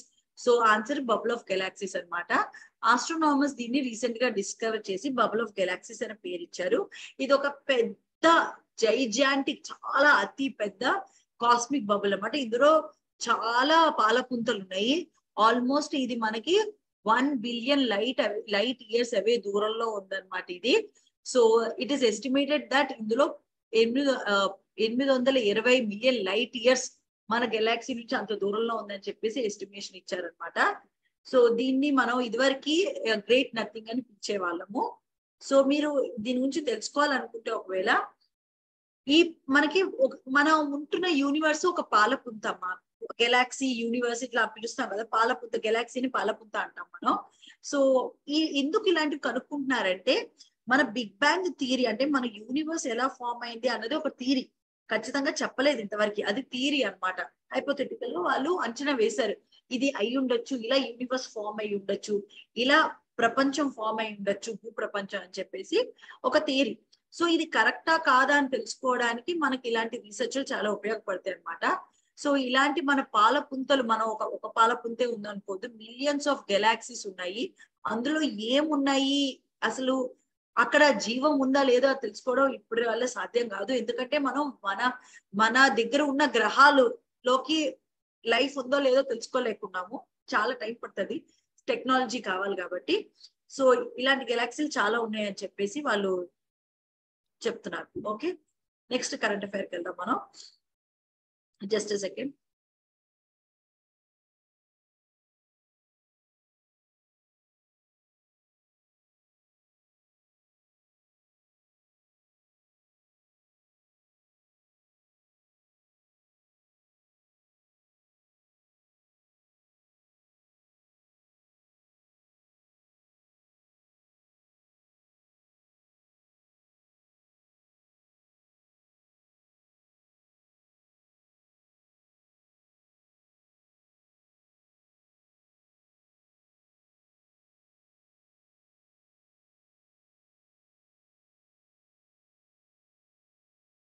Sorry for the interruption. Okay, yeah, మధ్యలో కొంచెం స్ట్రక్ అవుతా ఉంది ల్యాప్టాప్. సో అందుకని నేను ఆఫ్ చేసి మళ్ళీ కొన్ని ప్లగ్స్ తీసి పెట్టాల్సి వచ్చింది. Okay, so don't mind it. So let's continue with the class. Next current అఫైర్కి వెళ్తాం మనం. నెక్స్ట్ కరెంట్ అఫైర్ ఏంటి? The G20 leaders declaration highlighted the importance of which road map for tourism. So G20 వాళ్ళు, okay thank you Mahitha, G20 వాళ్ళు declaration లో highlight చేసిన, G20 leaders declaration లో highlight చేసిన రోడ్ మ్యాప్ ఫర్ టూరిజం లో important the ఏంటి? SDGs అంటే sustainable development goals achieve చేయడానికి మనం ఇది అచీవ్ చేయడానికి హైలైట్ చేసినది ఏంటి? ఆన్సర్ ఏంటంటే దీనికి Goa road map for tourism. So G20 leaders summit లో ఏం చేస్తున్నారంటే టూరిజము, కల్చరల్ సస్టైనబిలిటీ చాలా ఇంపార్టెంట్. మనకి సోషో ఎకనామిక్ డెవలప్మెంట్ కి, ప్రాస్పరిటీ పెరగడానికి, మన యొక్క ఉపాధి పెరగడానికి టూరిజం చాలా ఇంపార్టెంట్ అని చెప్పి హైలైట్ చేశారనమాట. So Goa road map for tourism అంటే ఏంటంటే సస్టైనబుల్ డెవలప్మెంట్ అన్నది కూడా టూరిజం పెంపొందించేసి మన ఎన్వైరన్మెంట్ పాడు చేయకూడదు. టూరిజం పెంపొందిస్తూ సస్టైనబుల్ డెవలప్మెంట్ గోల్స్ ఎలా అచీవ్ చేయాలి అని చెప్పారు. సో ఇందులో కొన్ని ప్రయారిటీస్ పెట్టుకున్నారనమాట. అవి ఏంటంటే గ్రీన్ టూరిజం, డిజిటలైజేషన్, స్కిల్స్ పెంపొందించడం అంటే నైపుణ్యాలు పెంపొందించడం, ఎంఎస్ఎంఈస్ అంటే, ఎంఎస్ఎంఈ అంటే ఏంటి చెప్పండి? ఎంఎస్ఎంఈస్ ఏమంటారు?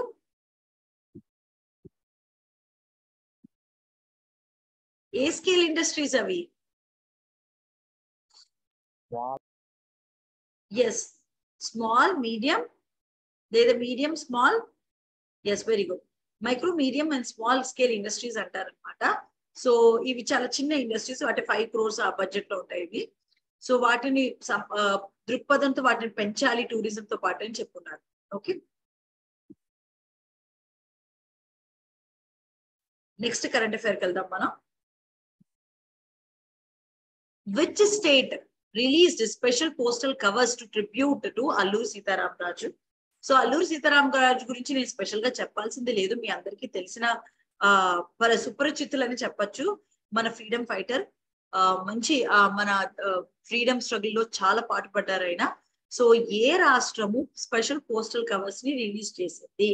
Answer is Andhra Pradesh. Andhra Pradesh governor S Abdul Nazeer వాళ్ళు 6 స్పెషల్ పోస్టల్ కవర్స్ ని అల్లూరి సీతారామరాజు ట్రిబ్యూట్ కింద రిలీజ్ చేస్తున్నారు. This commemorative postal covers mark the centenary of the Chilli Post issued by the Department of Post as a part of Azadi Ka Amrit Mahotsav celebrations. So Independence Day celebrations కింద దాంట్లో భాగం కింద దీన్ని release చేస్తున్నారు అనమాట. So Alluri Sitaramaraju వాడిన గొర్రిల్లా method of fighting కానివ్వండి, లేకపోతే ఆరోస్ వాడి చిల్లీ పెప్పర్స్ వాడి అయినా ఎలా కుదిరితే ఎంత ఛాన్సెస్ ఉంటే వాటన్నిటితో కుదిరి రంపా రిబిలియన్ ని ఇనిషియేట్ చేసి 1922లో ట్రైబల్ సపోర్ట్ తీసుకుని ఆయన చనిపోవడం కూడా జరిగిందనమాట. సో వీటన్నిటికీ చేయనుకుంటే ఇది చేశారు. Okay, so next current affair కి వెళ్దాం. Where was the heads of Asian coast guard agencies meeting held? So ఎక్కడ Asian coast guard agencies meeting అనేది కండక్ట్ చేయడం జరిగింది? Answer is Turkey. So the heads of Asian coast guard agencies meeting was recently held in Turkey. September 5 నుంచి 9 దాకా conduct చేశారు. So ఈ meeting లో ఏమేమి చేశారు అంటే, మ్యారీటైమ్ అంటే దేశానికి మధ్యలో ఉన్న లా, సముద్రానికి సంబంధించిన లాస్ ఎలా ఇంప్లిమెంట్ చేయాలి, సీలో సముద్రంలో ఉన్న సేఫ్టీని ఎలా పెంచాలి, ఎన్విరాన్మెంట్ ని అంటే సముద్రపు ఎన్విరాన్మెంట్ ని ఎలా కాపాడాలి, illicit activities illegal activities like drug trafficking లాంటివి కానీ, స్మగ్లింగ్ లాంటివి కానీ, హ్యూమన్ ట్రాఫికింగ్, ఈ సముద్రాల ద్వారా జరిగే వాటిని ఎలా అరికట్టాలని చెప్పి ఇందులో మాట్లాడుతున్నారు. సో ఇందులో DG Rakesh Pal, director general of Indian coast guard పాల్గొని దాని గురించి మాట్లాడారు అనమాట. ఓకే, నెక్స్ట్ కరెంట్ అఫైర్ కి వెళ్దాం మనం. Varuna is the bilateral exercise between the navies of which countries? ఏ దేశాలకు మధ్య జరిగిన bilateral exercise Varuna? Answer India and France. So phase 2 లోని 21st ఎడిషన్ ఆఫ్ వరుణలో ఈ బైలేటరల్ ఎక్సర్సైజ్ జరిగింది ఇండియాకి ఫ్రెంచ్ నేవీకి మధ్యలో. ఇది అరేబియన్ సీలో కండక్ట్ చేస్తున్నారు అనమాట. సో ఇందులో మిజైల్ ఫిగరేట్స్ కానీ, ట్యాంకర్స్ గురించి, మ్యారిటైమ్ పెట్రోల్ ఎయిర్ క్రాఫ్ట్స్, తర్వాత హెలికాప్టర్స్, ఈ 2 సైడ్ నుంచి పార్టిసిపేషన్ అనేది జరిగింది. So first phase of Varuna 2023లో కండక్ట్ చేశారు ఇండియన్ వెస్టర్న్ సీబోర్డ్ లో. ఓకే, నెక్స్ట్ కరెంట్ అఫైర్ కి వెళ్దాం మనం. Which country propose the launch of G20 satellite mission for climate observation? So G20 satellite mission కి సంబంధించింది ఏ కంట్రీ ప్రపోజ్ చేసింది? G20 satellite mission for environment climate observation launch చేద్దామని ఎవరు చెప్పారు? Answer is India. So India propose the launch of G20 satellite mission for the environment and climate observation. So దేనికోసం ఇది చేసింది అంటే వేరే కంట్రీస్ కి హెల్ప్ చేయాలి అనే దృక్పథంతో చేశారనమాట.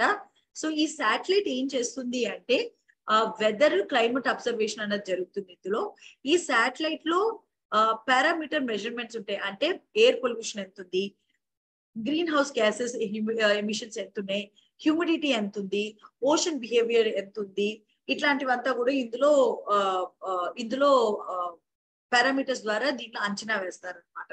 ఓకే, జస్ట్ సెకండ్ అమ్మా, ఒక్క నిమిషం.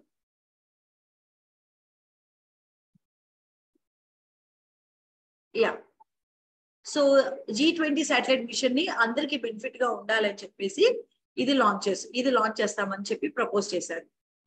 నెక్స్ట్ కరెంట్ అఫైర్ కి వెళ్దాం. డ్రాట్ ఎర్లీ వార్నింగ్ సిస్టమ్, దాన్ని డ్యూస్ అంటారు, is a real time drought monitoring platform. So ఇది డ్రాట్ ని మానిటర్ చేసే ప్లాట్ఫామ్ అనమాట. ఎవరు ఆపరేట్ చేస్తున్నారు దీన్ని? Answer is IIT Gandhinagar. So ఇందులో ఆన్సర్ ఏంటమ్మా? ఐఐటి గాంధీనగర్ మీకు. సో ఐఐటి గాంధీనగర్ వాళ్ళు ఫస్ట్ వీక్ ఆఫ్ సెప్టెంబర్ 2023లో 30% ఆఫ్ ద భారతదేశంలో ఈ 30% ఆఫ్ ద భారతదేశంలో ఉన్న ల్యాండ్ లో మీకు డిఫరెంట్ డ్రాట్స్ వస్తున్నాయి. అంటే మీకు వర్షాలు పడకపోవడము, నీళ్లు లేకపోవడం అనేది జరుగుతుంది. దీని వల్ల వ్యవసాయదారులకి చాలా కష్టం ఉంది, మనకు ఆహార భద్రత లేకపోవచ్చు అని చెప్పి రిలీజ్ చేశారనమాట. ఇందులో 11.5% ఏవైతే ఈ ల్యాండ్ హోల్డింగ్స్ ఉన్నాయో వాటిలో severe extreme exceptional drought conditions కింద కేటగరైజ్ చేశారు. అంటే ఎంత ఎక్స్ట్రీమ్ గా ఉన్నాయి మనకి నీళ్లు లేకపోవడం అన్నది, వర్షాలు లేకపోవడం అన్నది వాళ్ళు డివిజన్ చేసి చెప్పారనమాట. ఇందులో 18.90% ల్యాండ్ కండిషన్స్ మోడరేట్ లో ఉన్నాయి అన్నమాట కండిషన్ చూస్తే. సో ఈ డ్రాట్ ఎర్లీ వార్నింగ్ సిస్టమ్స్ వల్ల నిజంగా ఎలా డ్రాట్ రాబోతుంది, ఎంత కాపాడాలి అన్నది తెలుస్తుంది అనమాట.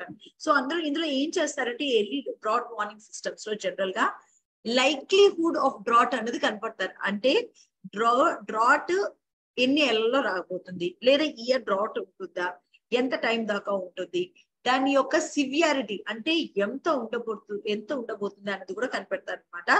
సో దీని వల్ల ఏమవుతుందంటే ఇన్సెక్యూరిటీ అంటే ఆహార భద్రతను పెంచుకోవచ్చు, లేదా ఫుడ్ స్టోర్ చెయ్యాలి, సపోజ్ అక్కడ డ్రాట్స్ వస్తున్నాయి, ఫుడ్ స్టోర్ చేయాలంటే చెయ్యొచ్చు, రిసోర్సెస్ ని కాపాడుకోవచ్చు, పంటలు కాపాడుకోవచ్చు అనమాట. సో దాని యొక్క ఇంపార్టెంట్ మెజర్స్ వీటి వల్ల. ఓకే, నెక్స్ట్ కరెంట్ అఫైర్ కి వెళ్దాం మనం. Araku coffee which was one of the gifts presented to leaders at G20 summit is from which state? So Araku coffee అనేది ఒక గిఫ్ట్ కింద ప్రెజెంట్ చేశారు G20 లో.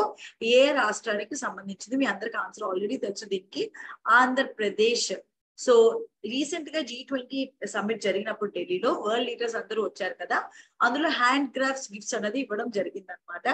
అంటే వాళ్ళకి మన డైవర్స్, మనకి డిఫరెంట్ రాష్ట్రాల్లో డిఫరెంట్ కల్చరల్ హెరిటేజ్ ఉంది కదా, సో దానికి సంబంధించి మనం కాఫీ గిఫ్ట్ ఇవ్వడం అనేది జరిగింది. ఇందులో కనౌజ్ ఫేమస్ ఇత్తర్ ఇచ్చారు, కాశ్మీర్ సాఫ్రాన్ గిఫ్ట్ గా ఇచ్చారు, అరకు కాఫీ ఇచ్చారు, నీలగిరీస్ టీ ఇచ్చున్నారు. ఇవంతా ప్యాక్ చేసి బ్రాస్ డీటెయిలింగ్ ఇచ్చి వాళ్ళకి ఇచ్చారనమాట. తర్వాత సుందర్బన్స్ హనీ కూడా ఇచ్చారు. తర్వాత పష్మీనా సాల్స్ అంటారు అనమాట. ఈ పష్మీనా ఊల్ ఏదైతే ఉందో అది చాలా ఫేమస్ అండ్ కాస్ట్లీ ఊల్, ఈ పష్మీనా ఊల్ కూడా ఇచ్చున్నారు. తర్వాత ఖాదీ స్కార్ఫ్స్ ఇచ్చున్నారు, ఇవంతా కూడా ఇచ్చున్నారు అనమాట. ఓకే, స్టాప్స్ అండ్ కాయిన్స్ కూడా గిఫ్ట్స్ కింద ఇచ్చారు.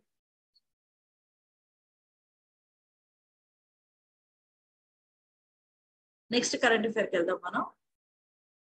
Yeah, which country has won the first ever FIBA basketball cup? So FIBA basketball cup ఏ దేశానికి వచ్చింది? Answer is Germany.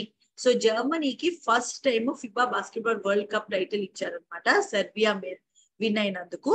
అండ్ ఈ కప్ క్రౌన్ స్పెయిన్ లో ఎప్పుడు డెబ్యూ జరిగిన 2006 డెబ్యూ జరిగిన నుంచి రాలేదు వీళ్ళకి. సో వీళ్ళకి ఈసారి ఫస్ట్ టైం వచ్చింది. ఓకే, నెక్స్ట్ కరెంట్ అఫైర్ కి వెళ్దాం మనం.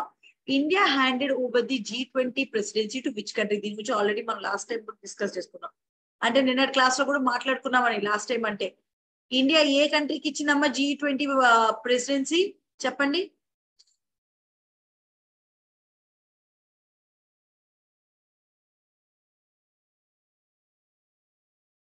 మీరు ఆన్సర్స్ చెక్ చేసుకోండి. Answer is Brazil. So Indian prime minister Narendra Modi వాళ్ళు ఈ G20 ప్రెసిడెన్సీని నెక్స్ట్ కండక్ట్ చేయడానికి Brazil president Luiz Inacio Lula da సిల్వాకి ఇచ్చారనమాట. సో ఈ ఇనిషియేషన్ ప్రాసెస్ అనేది స్టార్ట్ అయ్యి ఇచ్చారు. సో Brazil will officially take over the mantle of the presidency in December 1 నుంచి తీసుకుంటారు. మోడీ ఒక వర్చువల్ సెషన్ కూడా జరగాలి ఎండ్ ఆఫ్ ది నవంబర్ కి అని చెప్పి కూడా సజెషన్ ఇచ్చారనమాట. ఓకే, నెక్స్ట్ కరెంట్ అఫైర్ కి వెళ్దాం. What is L1 specified in Aditya L1? దీనికి ఆన్సర్ చెప్పాలి మీరు. ఇది ఆల్రెడీ మనం 101 టైమ్స్ డిస్కస్ చేస్తున్నాం దీని గురించి. చెప్పండి. L1 Aditya, what is L1 in Aditya L1? Answers check చేసుకోండి మీరు. ఫస్ట్ సన్ లెంగేరియన్ పాయింట్ ని మనం ఆదిత్యలో L1 అంటాం అనమాట. ఇది first Indian space based observatory system అనమాట. సన్ ని అబ్జర్వ్ చేయడానికి హాలో ఆర్బిట్ నుంచి దీన్ని లాంచ్ చేస్తున్నారు. అండ్ ద ఫస్ట్ టైం మీరు చూస్తే the first, second and third earth bound manoeuvre successful గా పర్ఫార్మ్ చేసి సెప్టెంబర్ 3, 5, 10 జరిగింది ఇది. సో ఇవన్నీ కూడా అబ్జర్వ్ చేయడానికి, అటు నుంచి సోలార్ అబ్జర్వ్ చేయడానికి పంపించారు. ఓకే, నెక్స్ట్ కరెంట్ అఫైర్ కి వెళ్దాం మనం. మీరు ఆన్సర్స్ చెక్ చేసుకొని నేను చెప్పినప్పుడు కరెక్టా కాదా అని. Which badminton player has one the China open title? So ఎవరికి చైనా ఓపెన్ టైటిల్ అనేది వచ్చింది, ఏ బ్యాడ్మింటన్ ప్లేయర్ కి? ఆన్సర్ ఇస్ విక్టర్ ఎక్సెల్సన్ కి ఒలింపిక్ ఛాంపియన్షిప్ వచ్చింది అనమాట. ఈయనకి చైనా ఫస్ట్ ఓపెన్ టైటిల్ కూడా ఇచ్చారు. సో ఇది వరకు గ్రాండ్ స్లామ్ టైటిల్ కూడా ఇచ్చారు వీరికి, సూపర్ 1000 టైటిల్స్ కూడా వచ్చినాయి. ఓకే, నెక్స్ట్ కరెంట్ అఫైర్కి వెళ్దాం.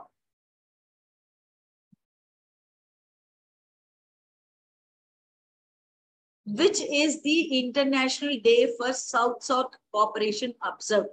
So International Day ni eppudu observe chestam South-South Cooperation ki? Answer is September 12th. So September 12th ని మనం international day for south south cooperation day కింద అబ్జర్వ్ చేస్తాం ప్రతి ఇయర్ అన్నమాట.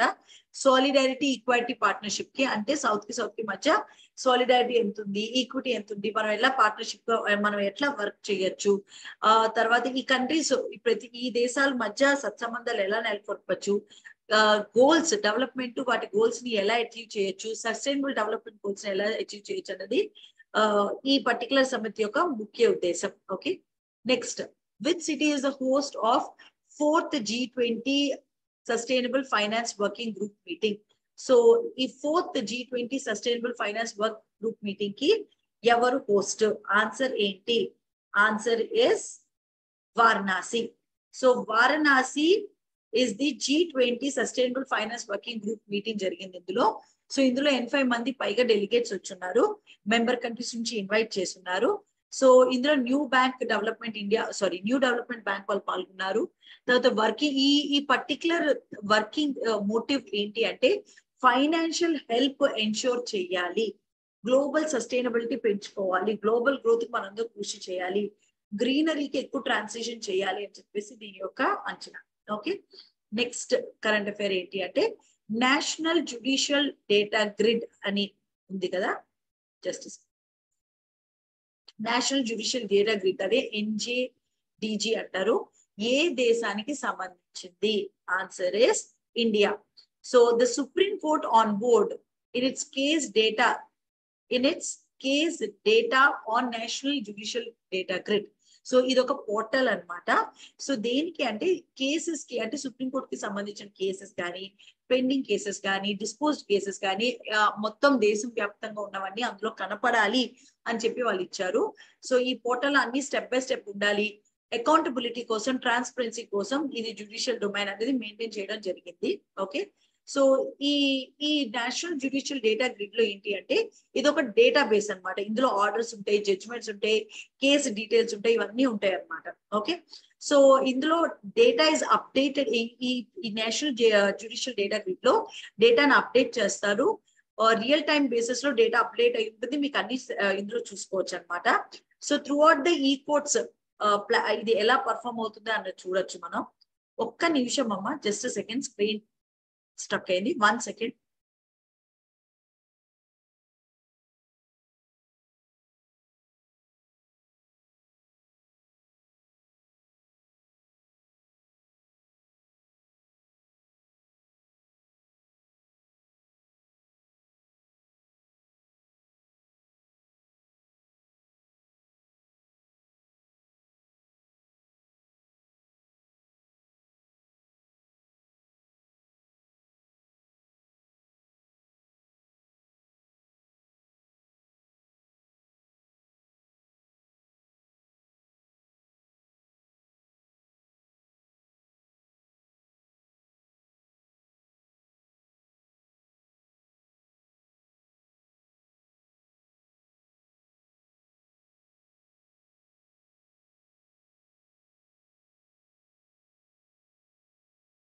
Sorry for the interruption. ఒక్క నిమిషం.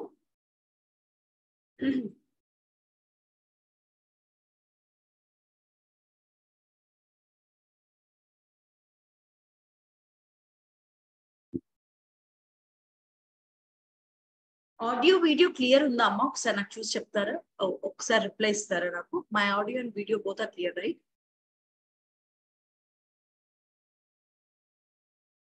Okay, thank you. Let's proceed. So ఈ national judicial grid system గురించి మాట్లాడుకుంటున్నాం కదా మనం. సో ఈ నేషనల్ జ్యుడిషియల్ గ్రిడ్ అనేది ఒక డేటాబేస్ అనమాట. ఇందులో ఆర్డర్స్ ఉంటాయి, జడ్జ్మెంట్స్ ఉంటాయి, కేస్ డీటెయిల్స్ ఉంటాయి. సో ఈ డేటా ఏదైతే ఉంటుందో ఇది రియల్ టైం బేసిస్ లో, అంటే జరిగింది లైవ్ గా మీకు అప్డేట్ అవుతా, అంటే అన్ని కరెంట్ డేటా అంతా అందులో ఉంటుంది. ఆల్ హైకోర్ట్స్ కూడా ఇందులో జాయిన్ అయ్యాయి నేషనల్ జ్యుడిషియల్ డేటా సిస్టమ్ లో. వెబ్ సర్వీసెస్ ద్వారా మనం ట్రాన్స్పరెన్సీ ఉంచాలి, పబ్లిక్ కి హెల్ప్ చేయాలనే దృక్పథంతో డెవలప్ చేశారు ఇందులో. సో ఈ కోర్ట్స్ ఏవైతే ఉన్నాయో సర్వీస్ ప్లాట్ఫామ్స్, ఈ సర్చ్ టెక్నాలజీ అనేది దీంట్లో ఇన్కార్పొరేట్ చేసి ఇందులో వర్క్ అవ్వాలి అని చెప్పి సుప్రీంకోర్టు ఆర్డర్ ఇచ్చారనమాట దీని గురించి. ఓకే, సో అండ్ ఆల్సో మీరు ఈ కేస్ డేటా గురించి చూస్తే క్రిమినల్ కేసెస్, సివిల్ కేసెస్ రెండింటికి సంబంధించినవి ఇందులో ఉంటాయి అనమాట, state wise, district wise. So ఇందులో మనం పెండెన్సీ కేసెస్, అసలు యాక్చువల్లీ దీని ముఖ్య ఉద్దేశం ఏంటంటే కేసెస్ ఎక్కడెక్కడ పెండెన్సీ ఎక్కువ ఉన్నాయి, ఎలా మేనేజ్ చేయొచ్చు, ఎలా తగ్గించవచ్చు అని దాని గురించి చెప్పారు. రియల్ టైమ్ లో ఇన్పుట్స్ ఇవ్వాలి అంటే దీని గురించి చెప్పారు. డెసిషన్స్, డిస్పోజింగ్ ఆఫ్ కేసెస్ ఉన్నాయి కదా, వాటిని తగ్గించడానికి, కేస్ పెండెన్సీ తగ్గించడానికి చేశారు. ఏవైతే బాటిల్ నెక్స్, ఏవైతే ప్రాబ్లమ్స్ ఉన్నాయో వాటిని తీయాలని చెప్పి చేశారనమాట. So land dispute cases, land record cases అంతా కూడా దీంట్లో 26 రాష్ట్రాలకు సంబంధించిన డేటా ఈ NJDJ కి లింక్ చేశారు. ఓకే, సో ఇది నేషనల్ జ్యుడిషియల్ డేటా గ్రిడ్ గురించి సంబంధించింది. ఓకే, నెక్స్ట్ కరెంట్ అఫైర్ వెళ్దాం మనం.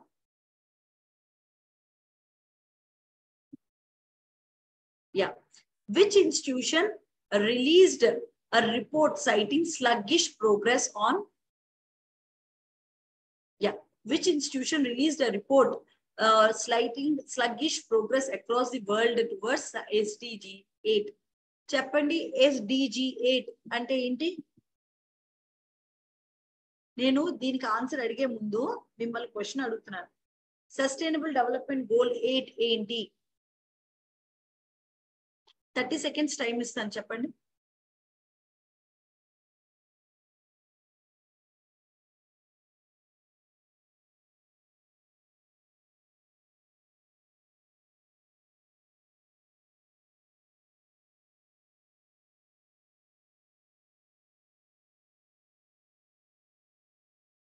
థర్టీ సెకండ్స్ టైం ఇస్తున్నారు. గూగుల్లో ఎతికారు, బాగా ఎతుకుతున్నారని నాకు అర్థమవుతుంది. గూగుల్లో మీరు SD మీకు తెలుసుంటే ఆన్సర్ ఈ పాటికి టైప్ అయిపోయేదని కూడా నాకు తెలుసు. ఆన్సర్ ఏంటని అడగలేదు నేను. సస్టైనబుల్ డెవలప్మెంట్ గోల్ అంటే 8 అంటే ఏంటి? సస్టైనబుల్ డెవలప్మెంట్ గోల్ 8 పేరు ఏంటి అని అడుగుతున్నాను నేను. మీకు నేను స్టార్టింగ్ ఆఫ్ ది క్లాస్ నుంచి చెప్తున్నాను, వరల్డ్ దేశాలు వాటి యొక్క క్యాపిటల్స్, మన రాష్ట్రాలు దాని యొక్క క్యాపిటల్స్, తర్వాత సస్టైనబుల్ డెవలప్మెంట్ గోల్స్, ఇవి నేర్చుకోండి అమ్మా అని ఫస్ట్ నుంచి చెప్తున్నాను నేను. గుర్తుండదు మనకి, 17 కదా అక్కడ ఉన్న గోల్స్, అవి కూడా గుర్తులేదా అమ్మా మీకు?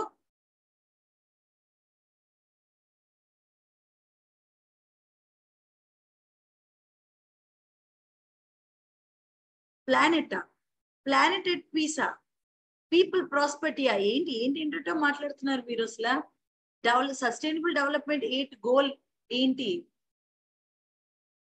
అమ్మా? చెప్తాను, ఒకసారి వినండి మీరు. చెప్పండి, ఎవరు మాట్లాడుతున్నారు? ఎవరు?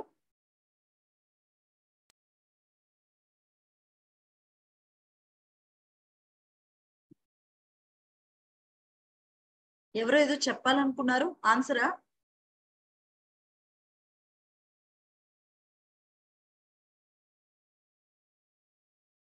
ఓకే, ఎవరు మాట్లాడలేదు కాబట్టి ఐ కంటిన్యూ. చూడండి, ఈ సస్టైనబుల్ డెవలప్మెంట్ గోల్స్ లో మీకు 17 ఉంటాయి. ఓకే, దాన్ని SDGs అని కూడా అంటారు. So 1 no poverty, 2 zero hunger, 3 good health and wellbeing, 4 quality education, 5 gender equality, 6 clean water and sanitation, 7 affordable and clean energy, 8 decent work and economic growth. Krishna అనే అతను economic అని పెట్టి వదిలేశారు. Decent work and economic growth. 9 industry, innovation and infrastructure. 10 reduced inequalities. 11 sustainable cities and communities. 12 responsible consumption and production. 13 climate action. 14 life below water. 15 life on land. 16 peace and justice. for peace and justice of strong institutions. 17, partnership for the goals. మీరు ఈ 17 గుర్తుపెట్టుకోకపోతే చాలా కష్టం. నేను పదే విషయం చెప్తానే ఉన్నాను, అయినా కూడా మీరు అది అర్థం చేసుకోవట్లేదు. మీరు SDG 8 అని ఏంటని అడిగితే ఏం పెడతారు మీరు? మీకు SDG 8 అంటేనే ఏంటో తెలియదు, దానికి సంబంధించిన ఆన్సర్ ఎట్లా ఇస్తున్నారు మీరు ఇక్కడ? Which institution released a report citing sluggish progress across the world on SDG 8? Answer is International Labour Organization.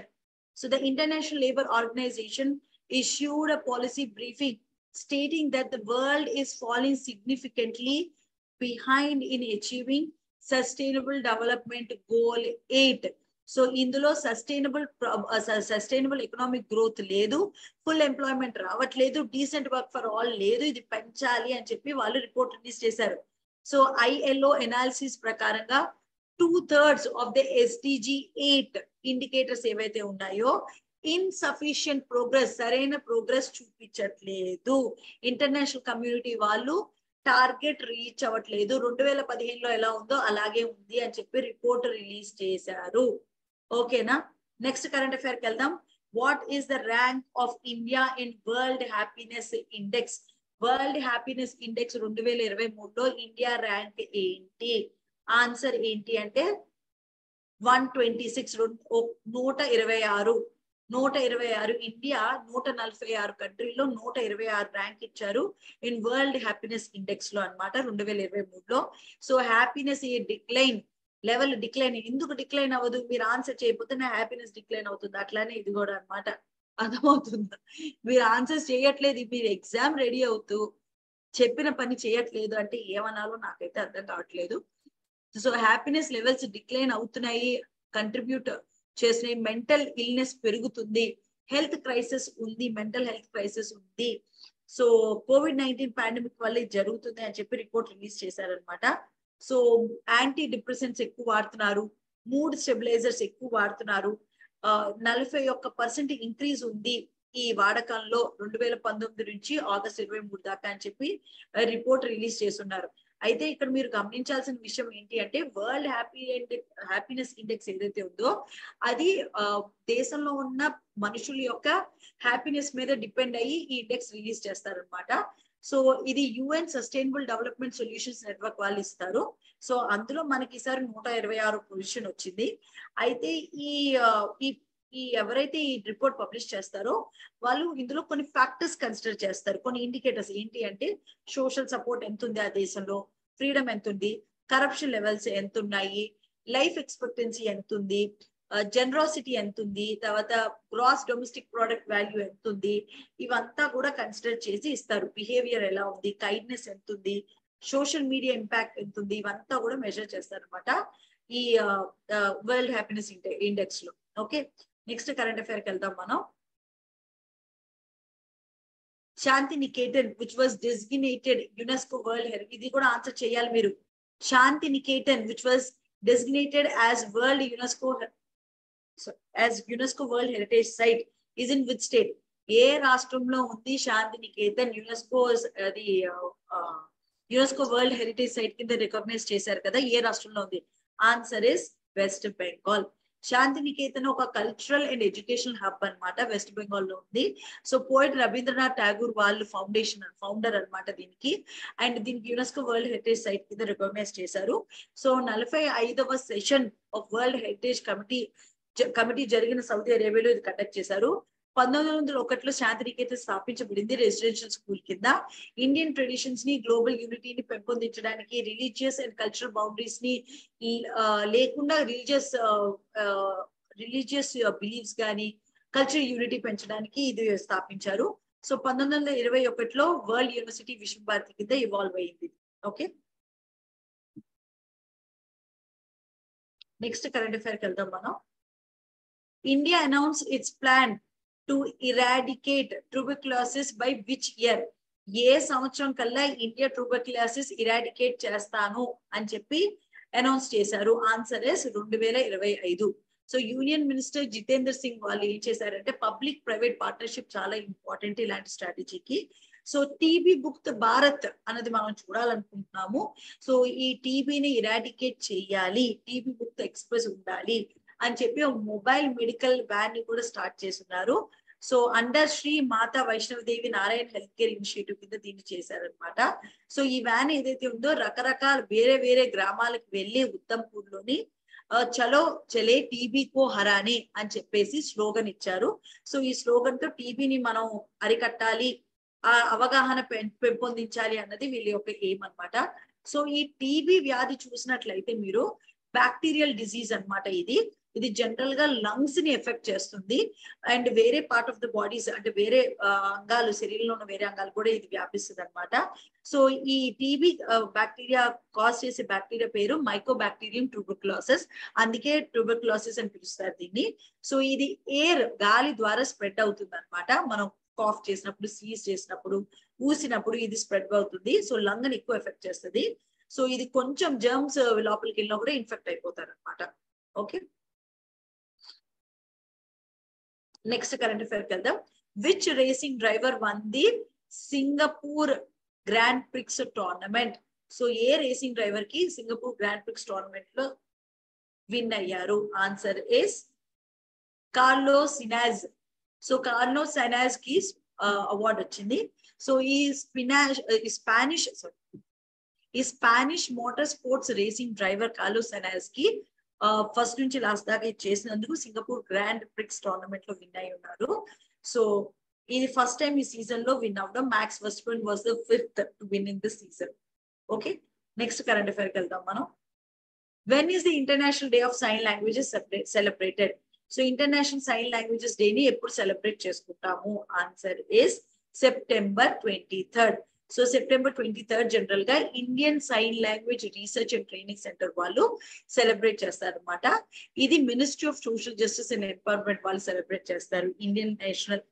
International day of sign languages ని. సో ఇది 23వ సెప్టెంబర్ న సెలబ్రేట్ చేస్తారు. A world where deaf people everywhere can sign anywhere. అంటే ఈ మూగ వాళ్ళు ఉంటారు కదా, మూగ వాళ్ళు ఎక్కడైనా కూడా సైన్ లాంగ్వేజ్ తో మాట్లాడగలుగుతారు అని చెప్పేసి దీన్ని పెంపొందించాలని అవగాహనకి ఇది చేస్తున్నారు. ఓకే, నెక్స్ట్ కరెంట్ అఫైర్ వెళ్దాం. Which city was selected as the best smart city in India's smart cities conclave 2023? So ఏ సిటీకి బెస్ట్ స్మార్ట్ సిటీ అవార్డు ఇచ్చారు ఇన్ కాంక్లేవ్ 2023 లో? Answer is Indore. ఇండోర్ కి ఇండియా స్మార్ట్ సిటీ కాంక్లేవ్ 2023 లో ministry of housing and urban affairs లో ఇండోర్ లో ఇచ్చారనమాట. So president Draupadi Murmu వాళ్ళు దీని ప్రెస్టీజియస్ అవార్డ్ అనేది ఇవ్వడం జరిగింది బెస్ట్ స్మార్ట్ సిటీ కింద. సో మీరు బెస్ట్ స్మార్ట్ సిటీ గురించి తెలుసుకోవాలనుకుంటే చూడండి, స్మార్ట్ సిటీ అని దేన్ని అంటారంటే ఇది ఒక అర్బన్ ఏరియా అన్నమాట. ఇందులో ఎలక్ట్రానిక్ మెథడ్స్ ద్వారా, సెన్సర్స్ ద్వారా డేటా కలెక్ట్ చేయడం అనేది జరుగుతుంది. సో ఈ డేటా ఏదైతే కలెక్ట్ చేస్తారో దాన్ని ఆపరేషన్స్ కి, మేనేజ్మెంట్ కి యూజ్ చేస్తారు. ఇన్ఫర్మేషన్ పబ్లిక్ షేర్ చేయడానికి యూజ్ చేస్తారు అనమాట. సో ఈ స్మార్ట్ సిటీ యొక్క మెయిన్ గోల్ ఏంటి అంటే క్వాలిటీ ఆఫ్ లైఫ్ ఏదైతే ప్రజలకు ఉందో దాన్ని పెంపొందించడానికి, ఎకనామిక్ గ్రోత్ పెంపొందించడానికి, సిటీని ఆప్టిమైజ్ చేసి ఫంక్షన్ చేయడానికి ఇది యూజ్ చేస్తారనమాట. సో స్మార్ట్ సిటీస్ లో ఒక డిజిటల్ టూల్స్ అనేవి వాడతారు. అంటే క్వాలిటీ ఆఫ్ లైఫ్ సిటిజన్స్ కి, విజిటర్స్ కి ఎలా పెంచాలి అని చెప్పేసి వాడతారు. అంటే క్లీనర్ ఎయిర్ ఎలా ఉండాలి, పొల్యూషన్ ఎలా తగ్గించాలి, ఎనర్జీ బిల్స్ మీద మనం కట్టే డబ్బుల్ని ఎలా తగ్గించాలి, ట్రాన్స్పోర్టేషన్ ఎలా పెంపొందించాలి, డిజిటల్ ఈక్విటీ ఎలా ఉండాలి, డెసిషన్ మేకింగ్ ఎలా ఉండాలి, సేఫర్ కమ్యూనిటీస్ ఎలా ఉండాలి అని చెప్పేసి దీని మీద చేస్తూ ఉంటారు అనమాట ఇది. సో ఈ స్మార్ట్ సిటీస్ ని ఇన్ని కేటగిరీస్ లో చూసి స్మార్ట్ సిటీస్ ని ఎన్నుకోవడం అనేది జరుగుతుంది. సో ఈసారి ఇండోర్ కి ఈ best smart city award in India వచ్చింది అనమాట. గుజరాత్ లో ఉన్న సూరత్ కి 2nd వచ్చింది. ఆగ్రా, ఉత్తరప్రదేశ్ లో ఉన్న ఆగ్రాకి 3rd పొజిషన్ ఇచ్చారు. మధ్యప్రదేశ్ లో వచ్చేసి మీకు బెస్ట్ అడ్జస్టెడ్ స్టేట్ కింద ఇచ్చారనమాట. తమిళనాడులో కూడా 2nd దానికి వచ్చింది. రాజస్థాన్, ఉత్తరప్రదేశ్ కి 3rd పొజిషన్ వచ్చినాయి అనమాట. సో ఇవంతా కలిపి స్మార్ట్ సిటీ మిషన్ కింద ఇచ్చారు. Okay, understood. Okay, next current అఫైర్కి వెళ్దాం మనం.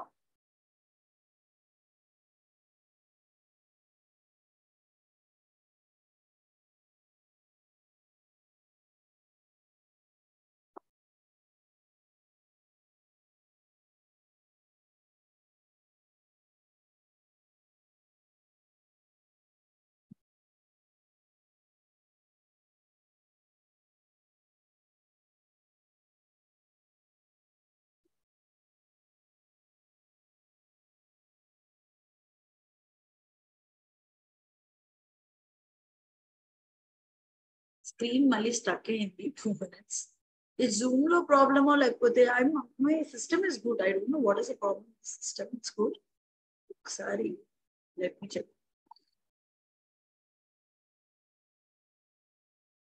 ఒక 2 minutes టైం ఇవ్వండి అమ్మా.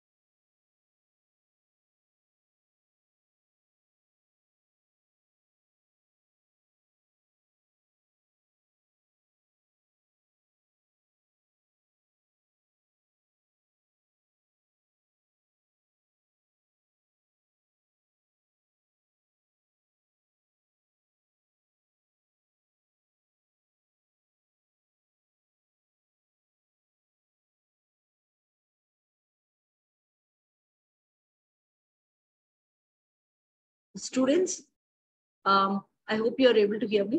So screen move అవ్వట్లేదు. I don't know what is the problem. Zoom లో ప్రాబ్లం అని అనుకుంటున్నాను most probably, because other parts of the screen అంటే వేరే క్రోమ్ అవంతా ఓపెన్ అవుతున్నాయి. So I do one thing for today, will wrap up the session. రేపు మనం మిగతా క్వశ్చన్స్ డిస్కస్ చేద్దాం. ఓకేనా? Yeah. So tomorrow will discuss the remaining session. I'll see what is the problem today. If it is a Zoom problem, then maybe server kuda appropriate stuck avutundi. Okay. So that's all for today's class. Tomorrow we'll meet in the class. Thank you.